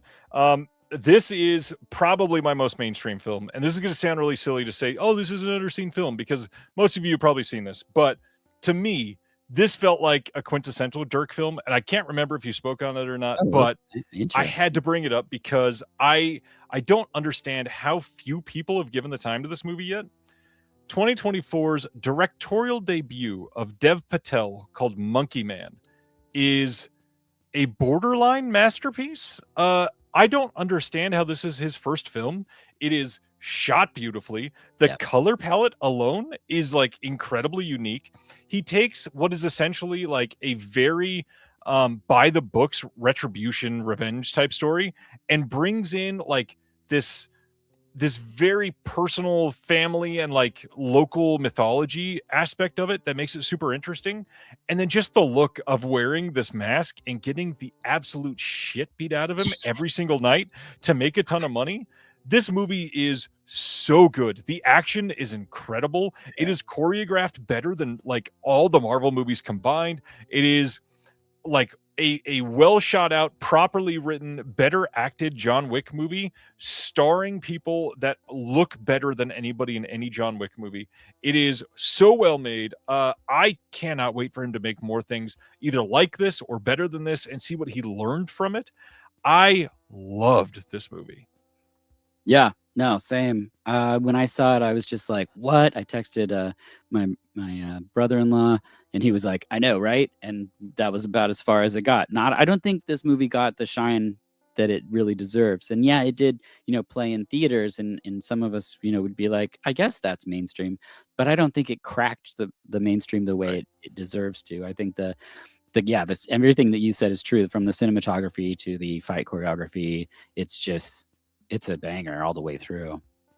And nobody watched it. That's what I don't understand. Like, I know Yeah. some people discovered it on Netflix later and stuff like that, but this is a movie that nobody watched, and hearty recommendation for it. Yeah, agreed. Okay, my 2025, it's just one film. I don't even own it. And that's Marshmallow. Nice. Yeah.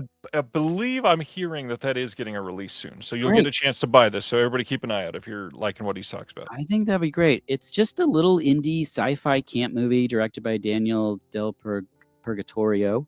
It's normally I don't like movies that have some kind of bullying in it, but it's short-lived and it's not super awful.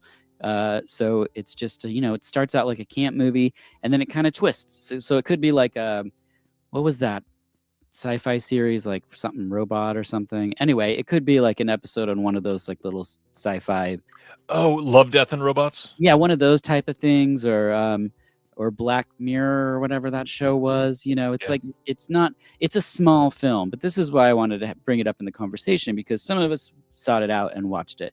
But I think more people could really appreciate it because you have the camp aspect. People want that 80s kind of 70s vibe that's kind of going on in there, though not specific, I don't think.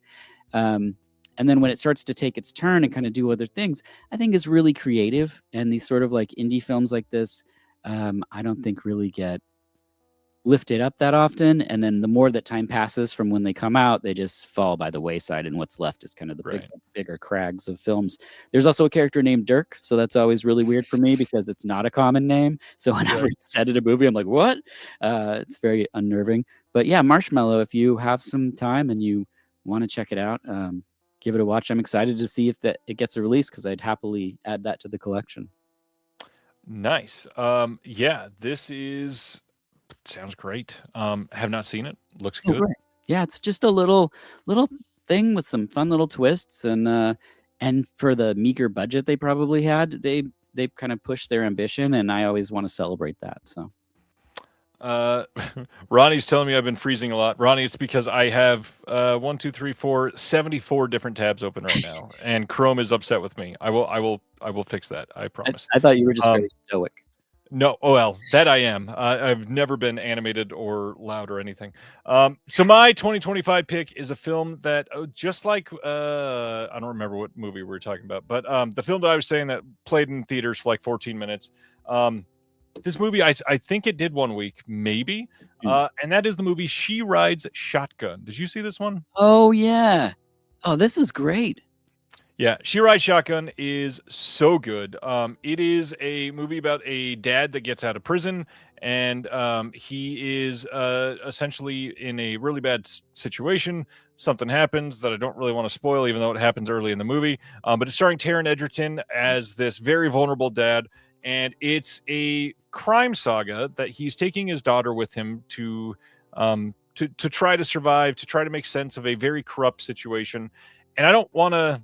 Again, I keep picking movies where I don't want to go into the plot too much, but this is one of those where it's not twists, but there's certain like emotional payoffs that I don't really want to spoil, but I know nobody defended this goddamn movie and I really want to. So please find She Rides Shotgun. I think it's on Hulu, or it was at some point. It might be on another service, but the only thing that I don't love about this is there's like a police standoff scene, and in this scene there's some really obvious choices that any police department that has been trained for longer than 14 minutes would never make. And as somebody that was a sheriff explorer at one point, I was like, what are you doing? Like, nobody would ever allow them to be in that situation. It was, anyways, it's a really nitpicky argument to make, but everything else about it is very fulfilling as a movie. It's one of those movies that makes you question, like, general morality, where you go, yeah, like, this is a terrible decision, but would I really make any different decision? Like, I completely understand why. It's one of those things where you get done with the movie and you're like, I kind of hate everybody, but I kind of empathize with all of them at the same time. Yeah, I really like films like this where you kind of don't know which direction. Like, my favorite movie from last year was Steppenwolf. I don't know if you saw Steppenwolf. I did not, but I heard it was great. Unbelievable, in my opinion, just incredible. And unfortunately, it's not in English, so many people won't see it. So nobody saw it. but it's beautiful and courageous in some of the filmmaking, and the action is awesome. And but the characters are not squeaky clean. It's very complex, and so it ends it's like in you. And the same thing with this film, and there's a couple others that Yellow Veil put out. I can't think of the names right now, but the plight of these characters, and there's decisions that happen where you're just like, I could totally understand why you did that, because there's panic involved and you don't know what to do, and you think this might be the right thing, or you're not even thinking. And it's these sort of character studies and gritty little films. I have a huge soft spot for these, so I was very excited to see this. Yeah, it's shockingly good. I really hope more people see it. It is Taron Egerton has kind of been, I don't know, a bit of a wet blanket in his career. Yeah, for me. And this is not Taron Egerton. This is Taron with an Edgerton. Yeah. Okay. I just made that up on the spot. Nice. He is very good in this. I just looked over. Handsome Guys actually went through transaction purchase. I understand that a selling point of Taron Egerton is kind of a tough pill to swallow, because most everything that he's done has been very standard white man. This is not that. This is a very different type of performance for him. Grounded, I feel like. And earlier when my computer died, or my internet froze, whatever happened, I was going to mention a movie. It happens to come from 2025, so I'll just plug it in here. And that was Murderer Report. So it's Murderer Report from 2025. It's directed by Cho Young-jun, stars Cho Yao-jung and Jung Soon-il. It's a killer arranges for a confession. he's going to confess to a reporter in a hotel room, and everyone's like, he's killed 12 people. Why would he do this? And so it's this murderer and this female reporter in this room, and then she's got a wire to somebody, and this movie starts to unfold on what he's done, why he's done it, and it's a movie that like you shift your point of view as the actions happen within the film. So like you're saying, I can't give away much more than that because it takes away from the fun of the storytelling, but it's like this Korean film that I'd be shocked if they don't make an American remake of it because it's so smart. It takes place in very few environments, and it's just actor driven. And by the end, I was like standing up off the couch. Like, you ever see a movie where you're like, you're kind of too intensely involved in it that you're like, I don't think sitting is right. Right. Like this was one, and I don't think anyone will see it here. It just crawled out on streaming. But it's called Murder Report. So if anyone wants to see something that's a character-driven kind of tense serial killer type of thing, it's a very fun watch, and that's something in a year you'll hear me hopefully come back on this show and say I bought the Blu-ray because they now called it Lady with Pants or something, some stupid fucking title that like they're gonna call it Desperado. Oh my god, it would drive me crazy. What service is that on at the moment? I found it on Amazon, but okay. Yeah, that's the only place that it popped up, and I was like, well, damn it, take my money, evil billionaire, because I've got to see this movie. Yeah, it sounds freaking great. Dead Man's Wire that just came out in like the last couple months. Did you see that one? Yeah. How'd you feel about that? Because I know a lot of people seem to be hating it. You know, I kind of liked it quite a bit. Look what I said about it. What'd you think of it? I don't know. Don't ask me the hard questions. Well, so many things like if I didn't make a note about it, I'm like, the Gus Van Sant movie? Yeah. Oh, no, I'm thinking of something else. And it kind of reminds me of the tension of the guy being in the room with the reporter, because this is Dacre. Is it Montgomery is his last name? He is attached to a shotgun for most of this movie. Oh. And if he moves at all, he's dead. And the tension of it is great. The performance here from our lead, Bill Skarsgård, is incredible. I really liked this movie. And so many people just thought it was, I don't know, very one-dimensional, I think. And a lot of people, I was not alive for the original, like, true event that this is based on. And a lot of people said, oh, some of this stuff didn't happen. I don't know. It was just an entertaining movie to me. So that part didn't bother me. But yeah it sounds like some similar tension. I'll check it out. My brother-in-law gave it 5 stars. So that for me is a watch, because if somebody I know loves something, I want to watch it and have a conversation. It's one of the fun things about it. And Dacre Montgomery is Australian? I didn't know that. Huh. Interesting. More Stranger Things lore. Nice. All right. That is the end of our list. Any other Underseen films that you were considering you want to throw out just for people to watch? No, I mean, River, like we said, that's I mean, their other film, what was that called? The Beyond the Infinite 2 Minutes? Yep. I mean, that's a long title. For sure, either of those. He's got a new movie coming out soon. I can't wait. No, I mean, anything Third Window for sure. I mean, if you're buying Handsome Guys from Terracotta, pick up a Third Window title or 7. I mean, that's when I got these Takashi Ishii, like, nice. Those, the Tales of Nomi and the and the Boxman? Angel Guts was the other one that I got. Nice. Yeah, but God, they just do beautiful. But then I'm confused. Maybe you can help me with this. So Third Window put stuff out, but then sometimes, like Door, is then over on TerraVision. But then Graveface sometimes has some of the same titles. Yep. But, like, how does this all work? Like, is it just regions? Well, Graveface and TerraVision are the same company, just different lines, so that makes sense. But yes, different regions. So Third Window is only UK, Graveface, TerraVision is only US, and they work together on those. They helped each other out with a couple things.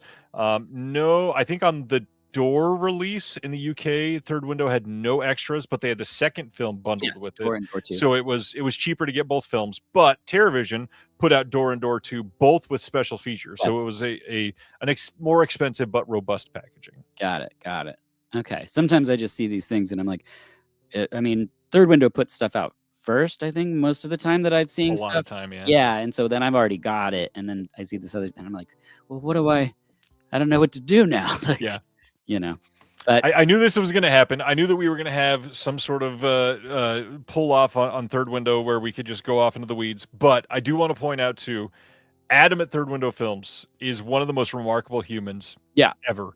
This is one person running the entirety of the label. When I say running the entirety of the label, he moved to Japan. Yep. He is living in Japan. He is acquiring films. He is selling rights to films on behalf of filmmakers. He is doing the cover design. He is producing bonus features. He is editing those things. He is doing the authoring himself. All of those things to make sure that the cost can stay as low as possible and he can just barely survive, essentially. Yeah. So if you want to support good people, one person running the entire label, and I don't think I don't love every film that they release, but I have enjoyed every single one, and I've found something to love in every film that they've released. Oh, I mean, just some of my faves. Taste of Tea. good one. That's a top one. The Nobuhiko Obayashi, the 80s Kadokawa years, which is like the movie's deeply informed by his daughter. I mean, if people like what he did with House, check that out. And then this Katsuhide set. Great box. I mean, it's unbelievable that I own these separate. Sharkskin Man and Peach Chip Girl, Party 7. Both of those are fantastic. And then you also get 4 other movies. Like, it's just okay. And for people that don't know who he is, the animated sequence in Kill Bill is this dude. Like, it's like Tarantino saw his thing and was like, oh my gosh, maybe you can see the style is kind of like right there. But these are things that I saw in the early 2000s, and I didn't think we're ever going to get a good shine. And so for the efforts of Third Window with the commentaries and the video essays, it's great. Jesper wants to know, what label is that? The One Man in Japan, Third Window Films, and it's a UK label, but yeah, they are incredible. They've got that new set, which is like focused on a smaller filmmaker. The baseball movie is on the cover that we just talked about last week. That looks great. They're announcing something else next week, so keep an eye out. More stuff on the way. Yeah. Hey, Dirk, thanks for tonight. This has been a lot of fun. I'm so sorry that your internet decided to die. I'm glad it worked again, because I was like, what is happening? This has never happened. And of course, it's during a live thing where it's like I can't even edit it. So that's frustrating. Yeah. But I'm glad I got back in. And we worked out. No big deal. You did great. We're glad you're here. Anything else coming up that you want to shout out or point people to? No, not really. The season 23 is just rolling along. So check that out. And, VHS podcast. Marshall's Hot Sauce is the sauce company. Any support's always appreciated. And, if you, we do have a little Patreon that if you want, it's a small amount of money, gets you in there. And I'm throwing up little articles and things, stuff that's not going to take a ton of time. I'm not creating more podcast content because God knows your time is full. But if you want sort of peeks behind the scenes at how things happen, or, I got a little article up there about Tommy Lee Jones' favorite salsa recipe. It's important things you need to know is what I'm putting there. So that's what you can find for VHS. Yeah, thanks so much for having me. It's an honor to get to be on the show. So thank you. Oh, thanks. It was incredible. Next week is going to be a weird one for me. Another first next week. So come back next Thursday to see what's going on. Can't wait for it. But on that note, have a safe week, everybody. Thanks, Dirk, and we'll see you all next time. Later. Thank you for watching The Disconnected. On the way out, make sure that you are subscribed to the channel, that you've liked the video, and that you've copied the link to be able to share with someone else that may appreciate this.